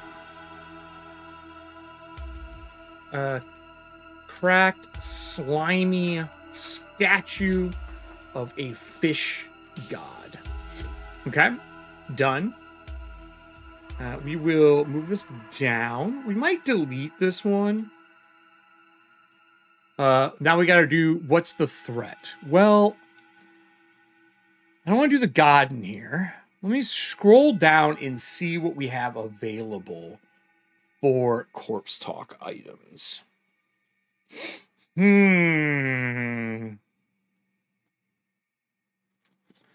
What do we have that we can add from CT? We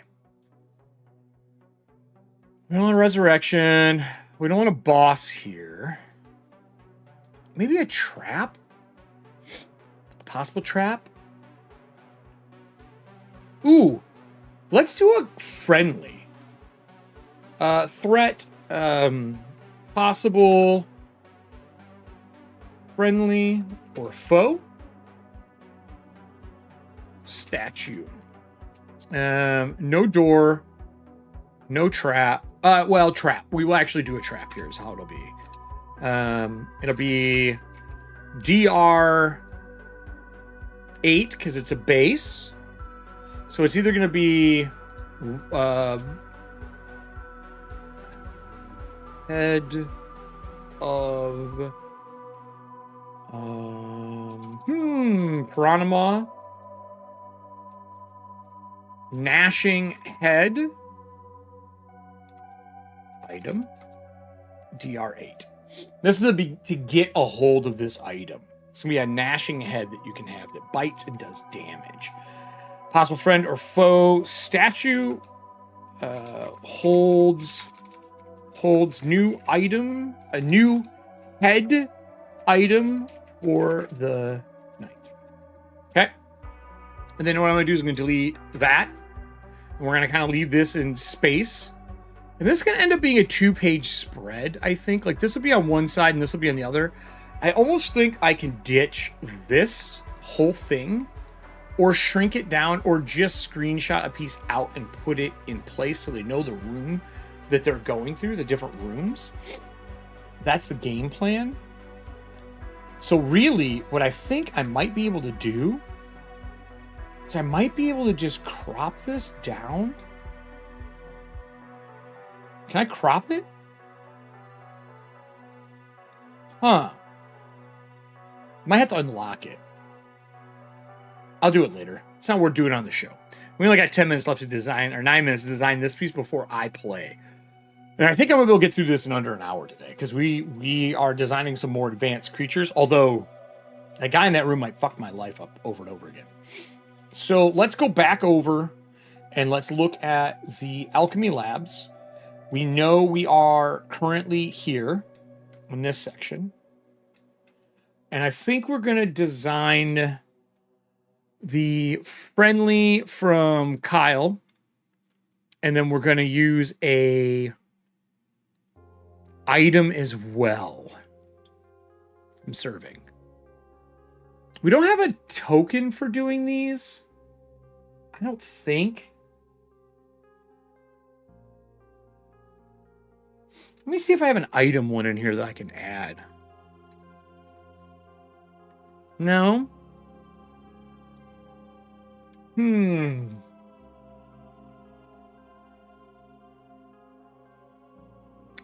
Okay, so instead, I will use the minion base. What is this? So we'll show this. Show. We're going to go up to this other minion base. We are going to edit it. And then we're going to change this art out because I don't want it to be this. I want it to be an item. So let me see if I can find a Giphy. We're going to go to... All these are from Giphy that are under the stickers. This is where I've been pulling these from. We're going to do Bone Sword.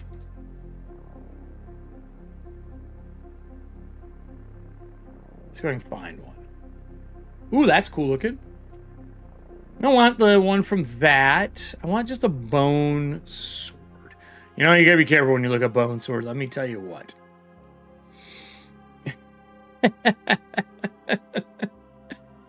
I need a sword. What's this? It's okay. This guy's done there's a guy here who's done a bunch of animated swords. Let me just put sword in. Let me try stickers for swords.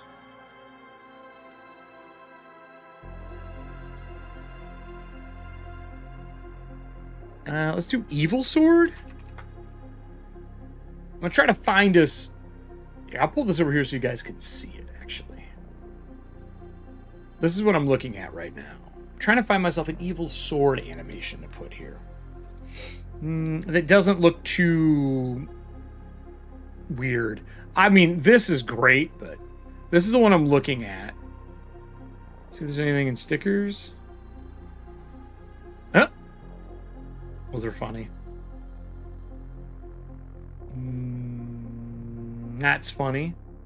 I like this one, actually. This random pixel one's not bad. I've just been using skulls. So if I type in skull, these are I've been getting a lot of mine and making custom ones. Oh, I like this.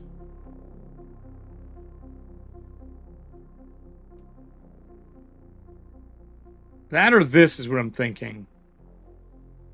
It's got a retro vibe to it.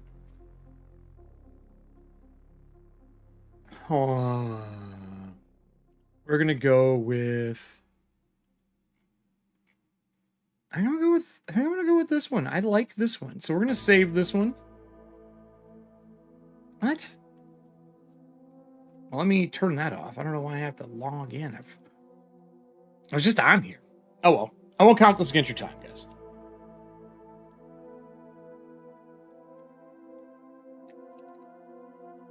Logging in. Logging in. Or not. There we go. Download. View. And then let's go back into here so you guys can see it. We're gonna add in our bone skull. And it's gonna be this one. And this is gonna be gnashing head. And we're gonna scroll down and get all this in place now. Okay, so this is a multiple shark-like maws constantly gnashing, biting the air. Because this is our goal for this. This is going to be the one of the heads that you can get to help out. Accept. All right. And this is a item. Quartz creature. This is the gnashing head. And this is going to be new item, and a friendly. A trap and a friendly. I was going to do new item and friendly, actually. We're going to get rid of the trap, the friendly. We're just going to do new item and trap. So where's trap? Let's get one basic trap here. We got a major trap. Ooh, maybe this should be a major trap. I'm going to do a major trap, actually. We haven't used one, and this is a good spot for it. Because this is going to be a powerful item. Serving Hands was the new item. And then who is Major Trap? Major Trap. Okay. Major Trap. Oh, pfft, I'm a dumbass. Kyle 49. So there's no armor or anything for it. Let's go down here and design what it is. Gnashing head. Multiple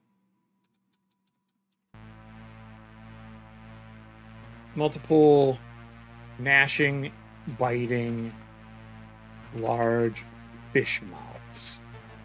It's going to do a D. Well, we'll roll it. We'll roll it. Did I spell that wrong again? I did. What the fuck? I keep forgetting to put the G in here. I have to lean in because the font for this is so fucking small. I wish I could up the font size for all the stuff in Alchemy. Like, it's hella hard to read that tiny print. If I wasn't using the app, it would be easier. But I mean, it's like 8. Font 8. Like, no one can fucking read font 8 at this distance. Like, I can't even touch my screen from here. So we got that. No armor for. We don't have to worry about that. This is a gnashing head item. And then I'm going to put, instead of base minion, this is a head item. All right, so we know what it is. So I put the head here as well. There's no morale on this. This just can be 0. No armor, no hit points. There's no layers. So let's just go here. Put it here and put the GN. Let's cut this. And then we're going to decide how many dice of damage it does. I think, well, let's just use that table we had for the weapons that we found. Because that's really clean. I'm going to definitely keep this on lock to use later. So what do we get here? Let me pull up my dice cam. Damage is a D6. All right, let's see what it is. Oops, let me keep it in here. Or not. A 4. 4 is a D8. So it's a D8 item. It's pretty good. It's a D8. That's pretty good. That's what we get here, right? So let's put that into effect. D8. We need to have an ability, though. It just can't be a D8 gnashing. Let's say on crit, a crit holds on to the creature and deals D8 each round until removed. Then it'd be STR. Is it strength? Fuck. Yeah, strength. STR. And then we need a difficulty. So we know it's 1, 2, 3, 4, 5, 6. Let's do 1, 2, 3, 4, 5, 6, 7, 8, 9, 10. Let's roll a D10. I have an idea for this. So I have the chart written down over here, and we're just going to use a D10. 7. So 1, 2, 3, 4, 5, 6, 7. So a 12. The difficulty is going to be a 12. So we're going to do boom, and then STR 12. And we'll put a 12 here. That's a pretty good item. Now, got to talk about the trap. Trap was a major trap. I'm going to complete these. Major traps are dangerous. So let's grab, this is a major trap. We're going to say it is ADR agility. What does it say? 12? Or deals 1, or deals D 10 piercing damage as the statue.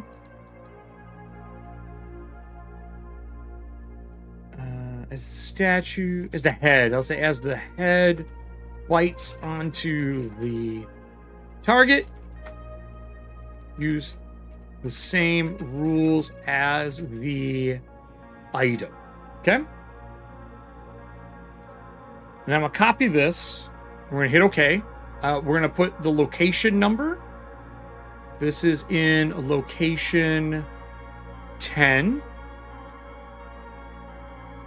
It's room 10. Location. Statue 10. I'm going to hit OK. And then I need a trap card.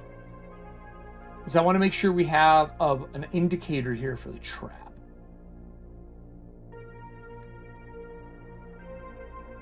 Show. And then trap.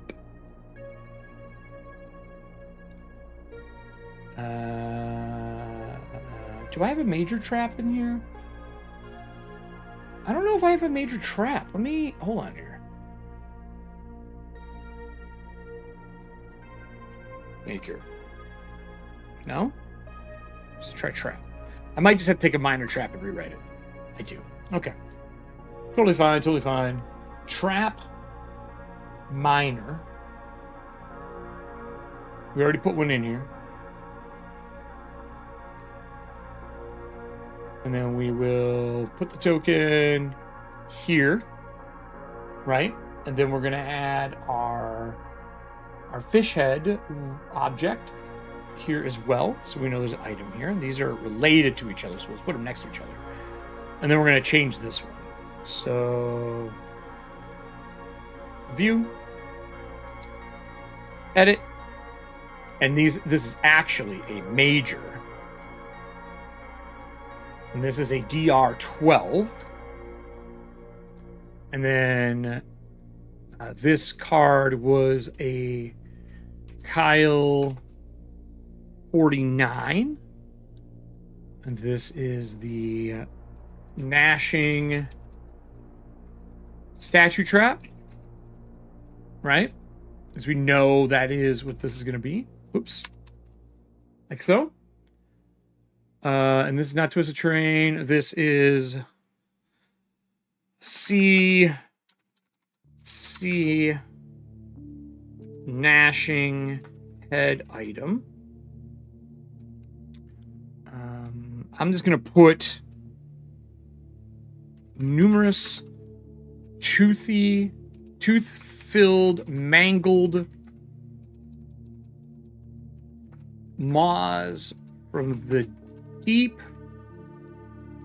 stitched together into one horrific head. All right. And then we put major trap here. And that gives us all of our stat lines. I will just put that it is a Gnashing Head STR 12. And then we're just going to put that as a D10 damage. STR to remove or damage every round.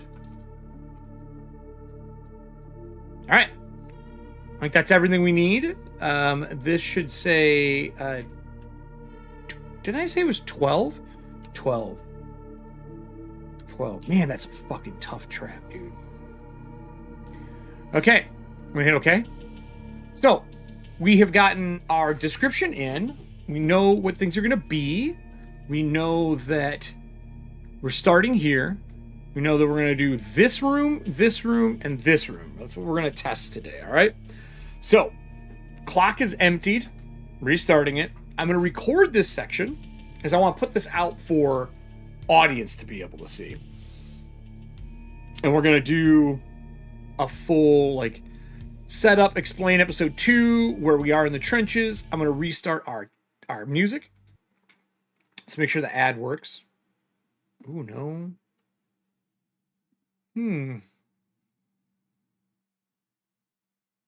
I guess I have to do the starting soon screen. And pull the ad up? Is that what it is? Does it work on this screen? It does not. Okay, I have to do it from here. All right, so we'll do this. We'll turn the timer off. Map on. Let's turn this timer off.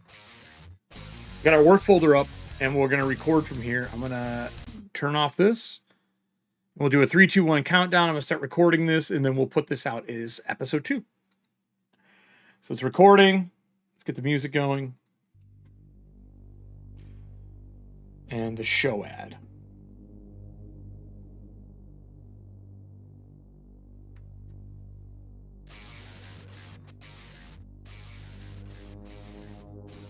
Hey everybody, we're here to test episode 2 of the Headless Knight. If you don't know what the show is, during the live show, the audience helps build out something, a dungeon that we're running through with our Headless Knight. I'm currently playing Lancelot, the second Headless Knight that we've made. The first one is played when we do interviews. Now with that said, this is a hard dungeon. We did the first level on the last show. We're doing the second level over the course of the next few episodes because it's a very large area, which you'll see when we go over to it. I'll give you the quick rundown of what we're dealing with so you can see what the section looks like, what there is in here, and what I'm going to be facing against within the section called the Drips. Yeah, look, man, these names are... there's something special. So let's take a look at the Drips, and then you can see kind of what we're looking at for me to face as Lancelot, the Headless Knight. So this is the section we're playing in, but before we start, I want to show you the actual Drips map. Currently, we have designed section 8, 9, and 10, and we'll be going through all of these, designing them over the next couple of episodes. The way the game plays is they have 1 hour to build using Streamloot cards, and then I have 1 hour to play through. These will get recorded and get put out as their own episodes. So it's literally the creeps, the audience of Corpse Talk Headless Knights, against me, the GM. Or, not in this case, I guess I'm actually a player for once. With that said, this is also the same dungeon that when I interview people, they have a chance to go through these as well. So, let's set the tone for the Headless Knight. I do have a dice box over here for you to all be able to see as well. The camera will shake a little bit. These are big bouncy dice that we'll be using for my lovely knight to see if I can survive through this. I have a bad feeling about this that I might not make it through. I'm going to put 1 hour on a timer here to get us going, and we're gonna see if I can make it out of this area. So let's set the tone for where we're at.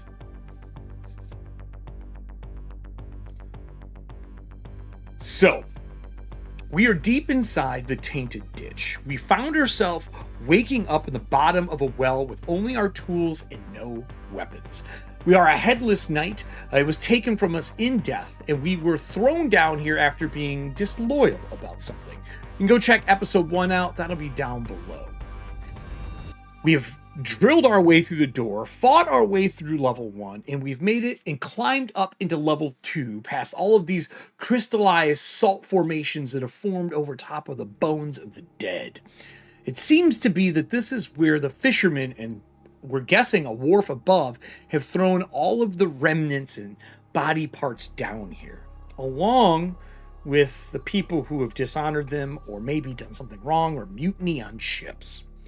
We're unfortunately getting our way through these people.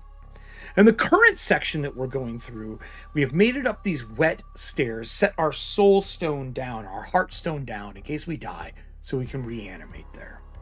We have a weapon right now. It is a decent weapon, so let's look over our character sheet quickly to get everyone familiarized with Lancelot.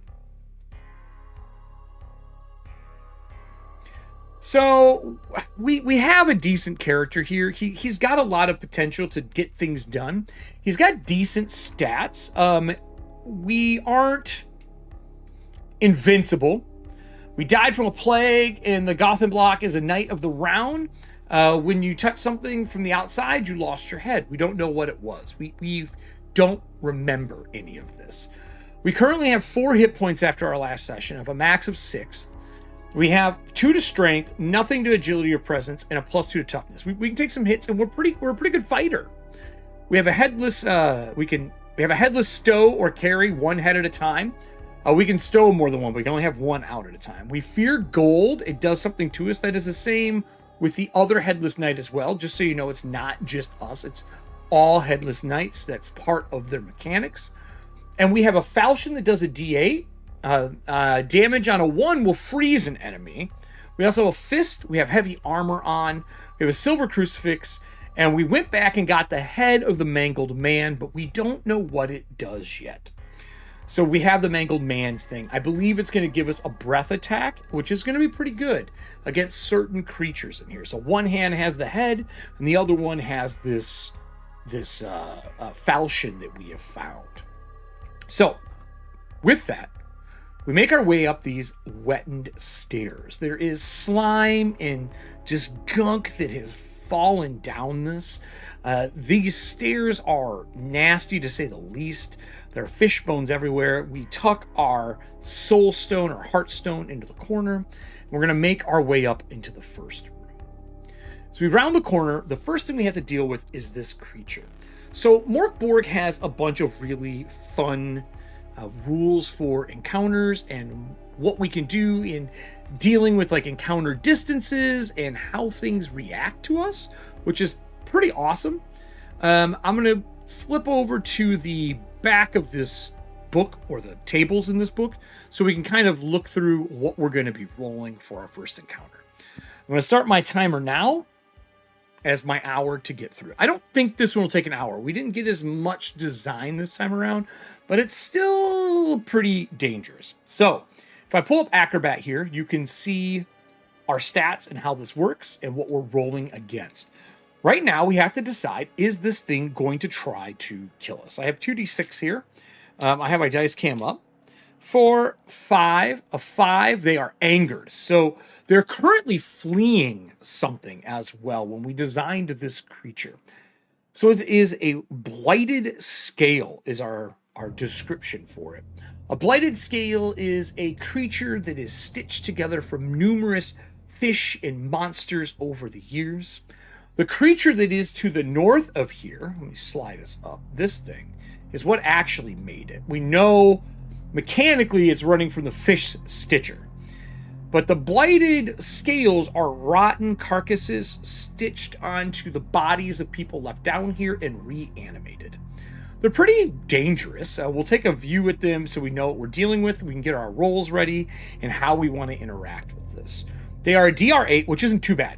We can handle a DR8 pretty fucking well. Can't handle everything, but that part of it should be pretty easy for us to do, and hopefully we don't have to worry too much about getting murdered as we take on this thing. There is a problem though. If I move this dice camera away, this creature is carved up fresh from the fishmonger, or fish stitcher as we renamed him, with a crooked maw filled with fish hooks. Unfortunately, more than anything, it wants to escape the creature that has made it, and it's running towards us. This has been made by a bunch of different people. They get credit for creating the monster when the adventure comes out, but they also get it when we go to roll for the treasury. If this monster kills the main guest star, or not guest, the guest that I'm interviewing, they'll get a chance to get into the treasury and get rewards. There's a whole bunch of rewards this season. On top of that, if it happens during this episode, if this creature kills me, whoever has the most kills by the end of the show gets 2 free packs of Streamloot cards to continue building. So, this thing's got low hit points, but it can summon a D2 of itself. So let's set the scene for this creature. I think we come up the steps. The smell from our new head that we're carrying of this mangled fisherman that has like a net on it and hooks through its skin, and it's kind of stitched together armor. This nasty acrid breath dripping from the head that we're carrying. The frozen sword with us as we set down the heartstone. We gather our items and head up the steps. Quickly we see one of these blighted scales lumbering as quick as it can from a pool of something out in the distance. The sound of sea shanties in this gurgling, wet tone in the distance. We are in the way. This is a small staircase to go down. This thing is already angry and hostile, which means we are going to be going into initiative right out of the gate. Now, initiative in Mork Borg, for those who don't know, is a little bit different. So let's take a look. So currently, initiative is literally a single roll. And the way it works is we roll, and either it goes and begins the round, or I go and begin the round. That's it. That's all there is to this. There's nothing crazy about it. I don't get extra attacks or any of that kind of stuff to kind of handle this. Instead, it's just, does it go or do I go? So let's see what we get here. Our dice cam is up. Let's start our actual possible combat. See how quickly we can handle this. On a 1, what does a 1 get us? The enemy goes first. Awesome. Awesome. Well, the enemy's going first. We should probably look over its stats and what it can do. It looks like this thing is pretty dangerous. Let me pull up the actual fish scales.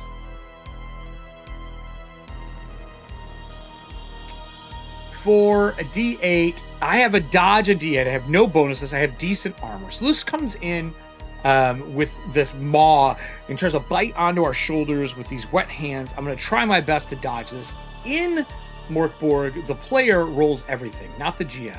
And usually the audience rolls damage for things. But for time, I rolled a 1. I critically failed this. So this thing gets to try to bite onto me, and it might do extra damage. I don't like this in the slightest right now. I feel like I might be eating it here. What is the strike on this creature? A D4. Okay, so the strike's not bad. It gets to roll 2D4 because I critically failed. That is a 2 and a 5. I have a chance to absorb this. I have a D6 for my armor. I take 1 point of damage out of the gate with this. This isn't a good look. I only have 3 hit points. I am currently, or 4 hit points. I'm currently down to 3. It is my turn. I am going to try to attack this creature. They are an 8. I get a +2. That is a successful hit. I think against this, because it jumped on me, I'm immediately just going to use my sword. My sword is pretty good with this. I get a D8. On a 1, it will freeze it. A 3. I do 3 damage to it. It has no armor, as far as I know. No armor. Yes. We do 3 points of damage to it. It's a 2. But I think what we don't realize is this thing has a chance to summon other creatures. As it starts to fall apart from the attack, we're going to roll a D2. I just like to use a D6 for it because it's easier to roll. That means that a 1 to 3, it summons 1. On a 4 to 6, it's going to summon 2 more of itself as they kind of rip out of the body that's left behind. One more appears. So let's get rid of this. I will set him aside. As another one crawls out from it, we are not done. We go into the next round of initiative. Unfortunately, it goes first. I need to dodge an 8. I do dodge this time. I'm going to attack back. Same thing with the sword. I am successful. Let's get our D8 damage. 1. It takes 1 point. It has 2. It's still up. We go to our next round of initiative. A 4. The Headless Knight goes first. This time I think I get back after slashing it once, pushing it away from us, creating some distance, and I'm going to hold up the mangled head. The mangled head allows us to breathe this acrid, nasty stuff out of it. And it comes from down here in section 1, we made this thing, this lovely mangled man.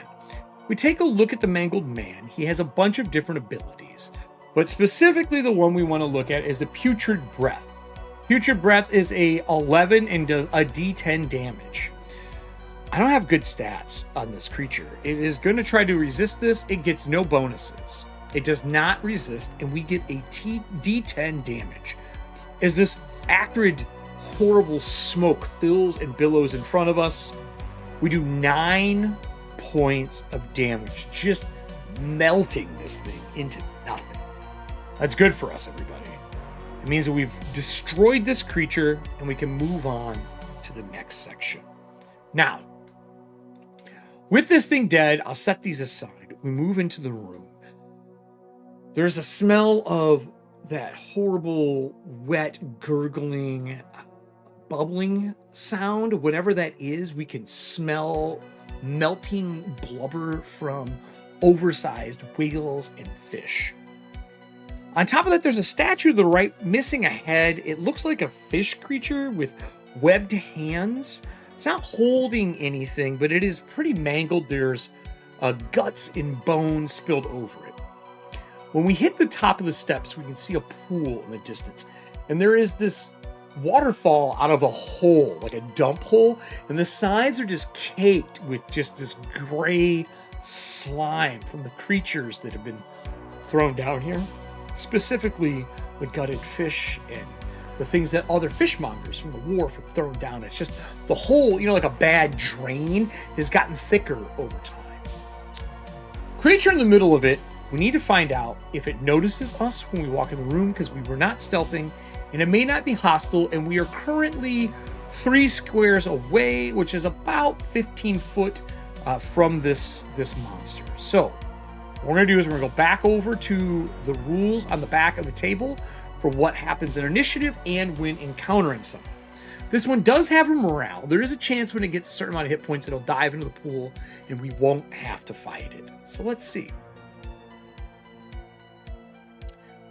Okay, so we know the difficulty rating of this thing is a little higher than normal. I am a little worried about how it's going to react. We're going to roll our 2d6 in here to see the reaction for this creature. Oops. 6, 7, 8. On an 8, it is indifferent. It is currently stitching and sewing another one of these creatures together, minding its own business. Boy, do I want to fight this thing. Do I want to fight this thing? I would like to test it mechanically so we know what we're fighting against. And I think because it is stitching a human together, I think this is probably a human I know. Let's find out if it's a human I know. It's someone I knew from the wharf as Lancelot. So that means that I know this person is stitching together. The person's alive, getting reanimated right now, making another one of these blighted scales. I'm going to charge this creature. I'm going to run and jump into the pool with sword and head in hand. I'm going to try to use my head against it to start to kind of spread the blight out over this area and hopefully do enough damage to cause a problem with it. So let's pull up Acrobat, move this dice cam out of the way, and let's look at the adventuring rules and what we got here. I already know it's mad at me. I don't care. I'm going for a surprise attack on this thing out of the gate. It is going to turn on me, and I am going to do my best to... I think we're just going to do initiative. But I'm going to roll 2 and take the higher of the 2. Unfortunately, I don't get the drop on it. It notices me immediately, and it gets to go first. That's not what I wanted to see, but it is what it is. So let me pull up our Flesh Stitcher. I'll pull him up on screen. So this thing is a glistening with a blubber-like armor stitched from the fattest of the fishes. A thin layer of slime covers its rotting form and has been reanimated by something long forgotten. More than life, it just wishes to create sickening brethren for itself. And so far, all of its brethren run away. Now, this thing's got some powers to it. It's got 10 hit points. So I'm going to write down, I have a cheat area over here. We have 10 hit points, right? What is the difficulty on this thing? You'll notice at the top, they are a DR 12. That's a difficulty rating for everything. Man, and it's got some abilities that I don't like. It's got neutralizing crit on a 1 in 6 chance. It neutralizes any crit that I do to it. It crits on an 18 plus. So for it, the way this will work when I roll on a, what would it be? A 1, 2, a 1 or 2, it crits. No, 1, 2, or 3. 1 through 3, it crits me on a failed roll for me to dodge. I could take its head at the end, giving me a second head to put on my satchel.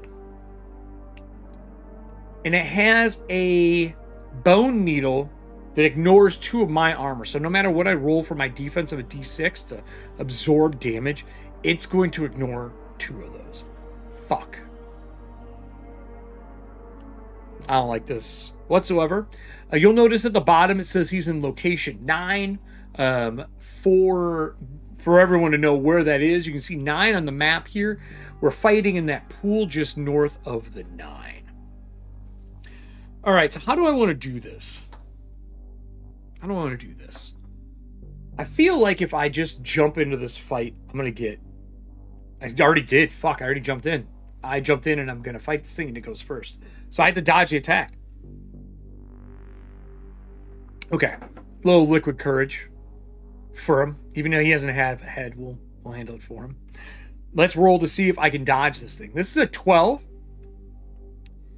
It lowers armor, but not defense. I don't think it has a defense lowering property. Let me double check it here. No defense lowering property, but it has resurrection on kill. All right, so we're going to roll. That is a 10. I have no bonuses. That means it successfully hits me. It ignores 2 of my armor. What is the damage on this creature? Up here in strike, bone needle. It's a large bone needle. Oh, that's not supposed to be a D4. It was a D8, if I remember correctly. Let me see here if I wrote it down here. D10. D10. This is going to be bad. D10 and my armor, we're going to do it in one roll. Remember, I lose 2 of whatever I have on this die. A 5, so I 3. It does 6. I take 3 points of damage. Unfortunately, everybody, I think that means I die. I do. I go to 0. All right. Well, the first thing we got to do is we got to mark down what killed me. Congrats to those who made this creature. That means I just died to the Fish Stitcher. So Fish Stitcher. Who has the most on this card? I'll have to roll between these people on here for who is going to get it. So that's 1 kill so far. Now, here's what happens when you die in this game. We're at the start of a new level. I don't get a lot of hit points back. It is per room I move to get back. I'm only moving back 1 room. That means that I come back here and I would get 2 hit points.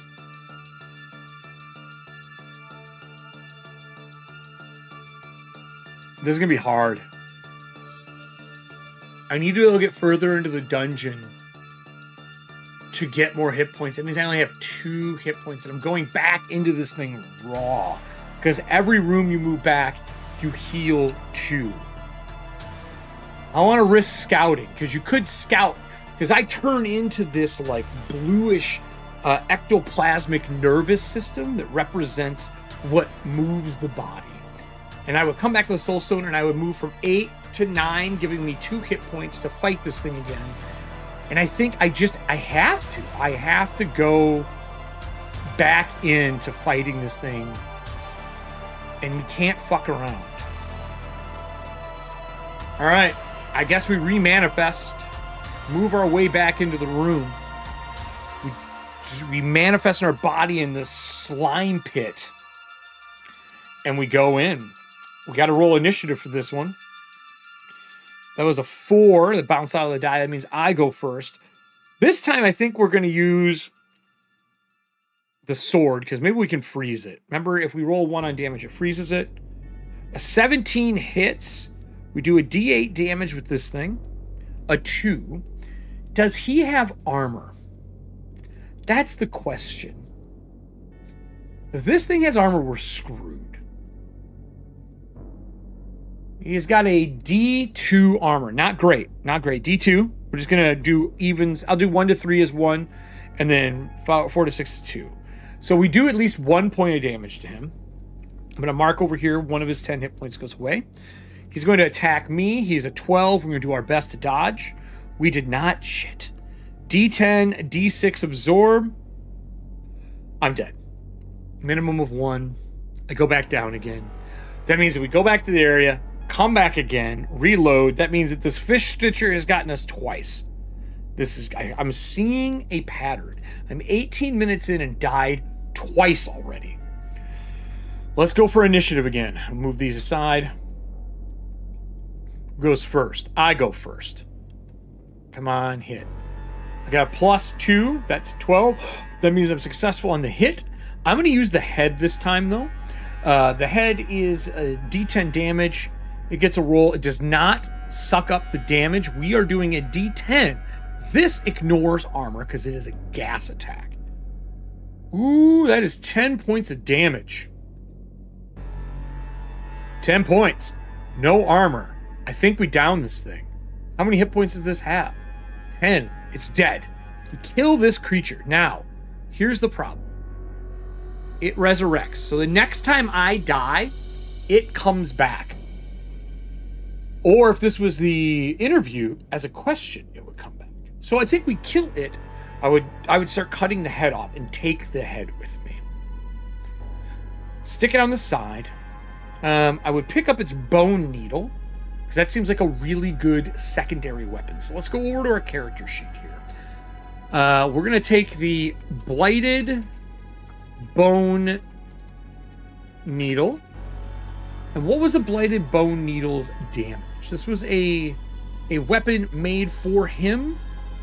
That means at least when he resurrects, he won't have this fucking weapon, right? That's good. That's good. So it's this. So for me, it's a little different. It's not as good. So I'm gonna put bone needle. Do I have a second page? I don't. I'm gonna put this in here, but it's gonna get really big. So I'm gonna put -2 armor, right? And then I know there's something else. Crit 18, right? So that's good. We got a low crit weapon. Crit 18. Agility tests are -4. Fuck, this is gonna be bad. It's an agility weapon at a -4. This is really hard for us to hit with.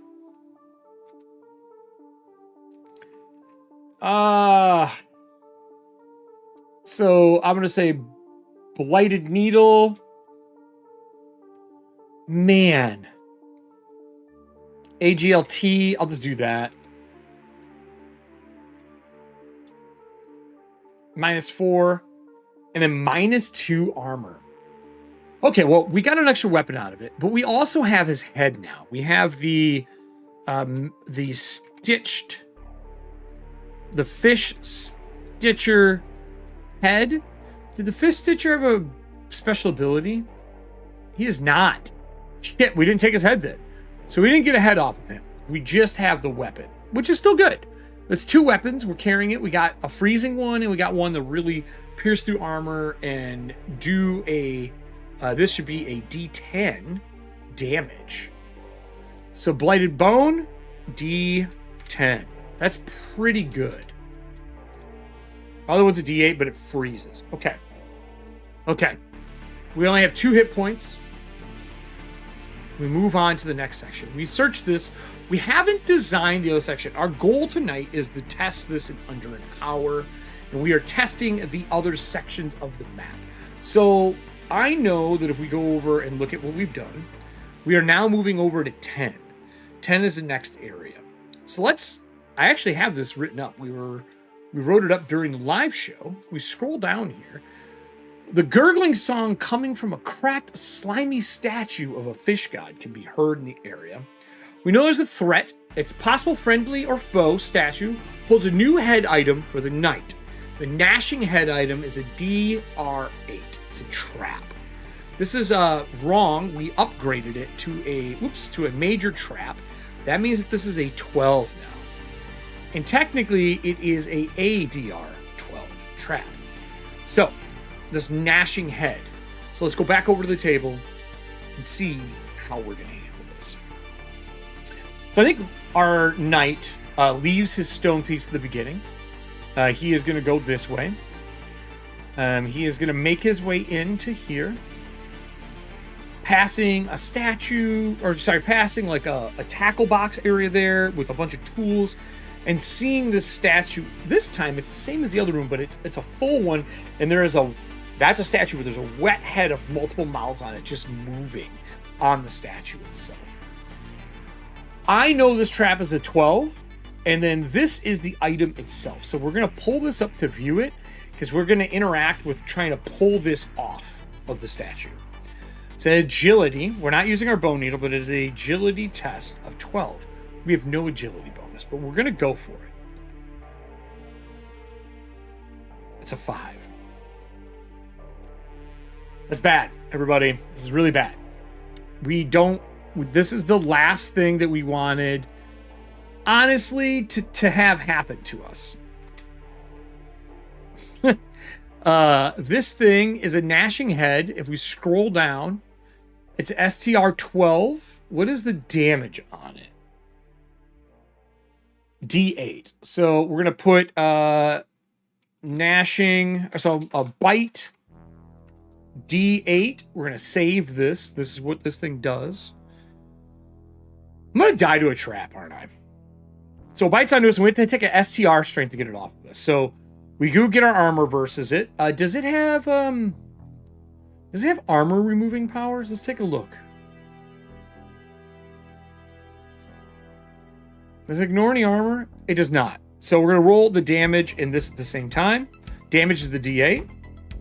7 and 1. We go down again. Okay. Trap got us. Major trap. So we're going to be rolling on that as well for the person who wins. That's awesome. Super excited about that. So that means we got to go back. So if we look at the map, we're going to go 1, 2, 3 rooms. That means we're coming back with 3 hit points this time. We have to roll to see if this guy reanimates and he's in the room. On a 1, he reanimates. Oh! And this creature's in here. Does this creature care about us this time? Let's go look at the Mork Borg. Gotta do a couple rolls here. Doesn't care about us. 2d6, right? 4, 8, 8. It's indifferent. We're going to bypass it. Does the other guy notice us? 4. He is angered. I don't want to fight him again. He doesn't have his weapon, though. So he's going to be doing a d4. He can't chase us a room. I think we move up and through. I'm going to make a agility test to bypass this room. That's how it works to get by. And I'm going to not fight him in that room. So we're going to do an agility test. Oops. It's 12. We have a penalty. We did not make it out. He makes it up to us. Unfortunately, we are here. Oh, no, we're here. We are an ectoplasmic version that came over. He did not know we're there. We're good. We don't have to fight him. But that creature can move 2 rooms, so we got lucky. So it is the trap again. Unfortunately, the trap is still gnawing on her arm. I'm going to roll initiative to see if I can try to take the trap off before it kills me. So this multiple mawing head is trapped on the body that we are reanimating into. It goes first.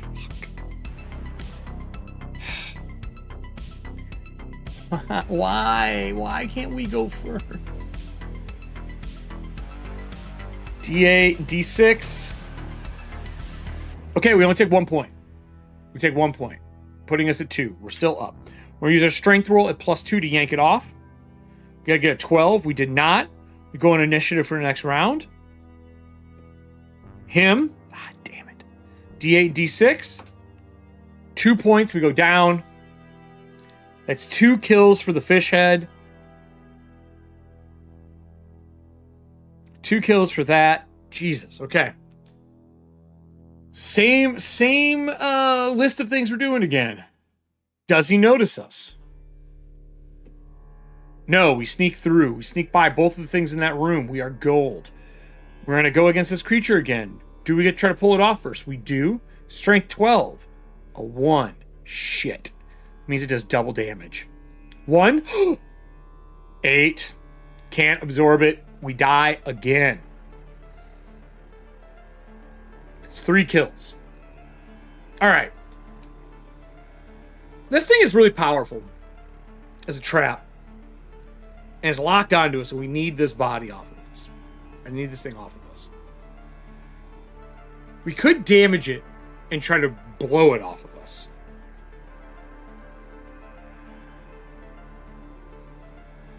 Or we could go to another section of the dungeon and pause this for next time. I'm going to give it one more go. Sneak through the other room. Agility 12. Natural 20. Successful. The boss in room 9 does not see us. This creature does not see us, as we're going to be fighting against this again. So we move from here into this room, to this room, to this room, getting us 3 hit points back. I'm going to try to pull it off again. Initiative for who goes first. Me or the trap? Us. Come on, 12. We got a +2. No. TA +6. So we're 6. God. We're up with 1 hit point. We go. Come on, 12. Finally. We rip this gnashing head off. We have a second head in our control now. Let's go over to our character sheet and mark that we have the new gnashing head. So the mangled man, I'm going to put this here. And now we have the gnashing head. This is a really good head weapon. Remember, we're headless, so we carry these around. And this one's even better than the other one. So the original one here, this one is the gnashing head. And we know that this does D8 STR 12 per round, as we can just let go of it and it bites onto somebody. I think this is our throwing thing. I think we throw this at the beginning of every session, or every fight, and it bites the shit out of people and gnaws them into oblivion. That's a pretty good thing. We are at a shrine. We are going to try to heal at this shrine. This takes a toughness roll. After we make our toughness roll, we roll a d6 to heal some of our wounds. 7, 8, 9, that beats the minimum. And we're going to heal 4 hit points. We were down to 2. We're back up to 6. All right, everybody. We have made it through a decent amount. We'll pull up our Chrome here and take a look at what we've got and how we've done this, and talk about what we're going to be doing next time we play. We made it through 8, 9, and 10. We know that 9 is a super deadly room, but 10 has given us the biggest problem. The next time we get together, we're going to be doing 11, 12, and 13 on the next trail to go through. The goal is, when these are all done, we'll have this full adventure that you can play solo with Mork Borg, duo, or as a group. As a group, basically, you just take away the dying rule where you're reborn. And then the 2-player one, you can be reborn, but it'll be X amount of times. The goal is to make a solo adventure for Mork Borg so people can play. So this was the Drips. This was designed tonight during our live show. You can find the link down below using Streamloot cards. Streamloot cards are how you support the channel, and also how you help build the actual thing as creeps for the show. That is it for me tonight, everybody. I will see you this Monday, though. We got something special as we do the last episode for February for ETHAUNTIA Superstitions Wanted. They are in the depths of the tides right now, trying to find their way out. We'll be on at 8 p.m. for that. And then, of course, I'll see you for EFP Live on Wednesday. And we may have an interview for Corpse Talk this coming Friday. Have a great one, everyone. And, of course, creeps, go watch some horror movies. Until next time. Now, for those who are watching during the live stream that was recorded, we are done for the evening. I hope you guys had fun. We did a good job, man. We got a lot of stuff designed during this one. This is a deadly open. If they don't make it through the first section really clean, they are going to get rocked here every single time. Like, the Drips is going to be dangerous. It's going to be dangerous. I'm going to go through and write out all of Section 1 and Section 2 that we've done so far, so we have this in Canva ready to go. I'll do the sensory, the monsters, and all that will get added as well. But before we end the show, we got to roll for the kills here, everyone. We got to roll for the kills. So let's get the dice cam up. Let's look at these 2 things that killed us. So we have View. Oh, that's me. Wrong one. I moved the wrong monster. I'm an idiot. This is us. Oh, well, it's recorded that way. No one will know. No one will know. So we have Serving Hands, Kyle, Star Drew. So 1, 2, 3, 4. Let me copy these. All right. Let me go over to our roller. Random name puller. The wheel of names. Let's select all these. Man, I haven't seen this in a while, everybody. It's been a long time. Okay, so I put those ones in. Let's now grab the ones from... Oh, there was 2 deaths there, actually. So we got to do this twice. Okay? Now we got to go to the other thing, which was the head that killed me. Twice. Okay. Cut this. Do that. Then we got to do the trap, which is technically what started this. And this is, I'll say 1 kill. And this is just Kyle. Kyle, man, you got a lot of entries in here tonight, buddy. All right. So let's go over to the Chrome page so you guys can see what it looks like. I'm going to get rid of the dice roller. Oh, why aren't these the pretty colors? Hold on here, everybody. Let's make this look good, right? I think I can recolor these. I think. And we'll shuffle it, obviously. It's under the advanced. Are you sure you want to switch to advanced mode? Advanced mode. Yeah, we want to be in advanced mode. Yeah, here we go. I don't like that. Let's go to Wheel of Names here, the base. Do I have a customized one? Here we go, appearance. This is the one. This is the one. Orange.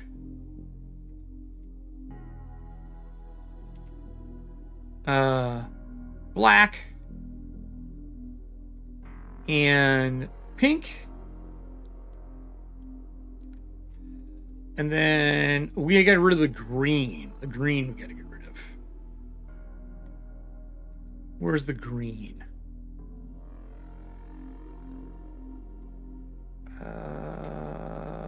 Green? We'll do the green as... What other color do we use? Yellow? Probably yellow, right? Oh, fuck. It didn't do all of them.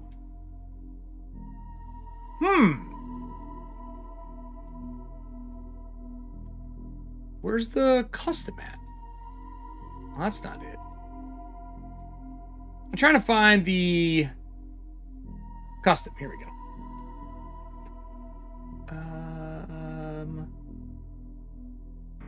Green. And we'll do the yellow. Because that's one of the colors we use. Green is yellow. There we go. All right, hit okay. And then this Kyle one, we'll make this yellow as well. All right, so we got our wheel. This is the click to spin. How does it look on screen? Looks pretty good. Okay. And we're going to go to entries, turn off advanced, and then we're going to shuffle this. I'll do a D6 in chat. Exclamation point 1D6. So it's on screen when we do it. So we're going to roll 2 times on screen to rotate this, right? That's what this is. So we're going to do 2. So let's shuffle. 1, 2. We've shuffled. All right, everybody, let's get the right music here. Okay. All right, this is for the person who's getting 2 free packs of the Corpse Talk cards that you can use to help build things during the show. We roll a 2 live. I just hit the shuffle twice. We're going to go in and we are going to roll this. Click to spin. Good luck, everybody. What do we got here? Who is going to get 2 packs? Kyle. Kyle 49. Congrats, buddy.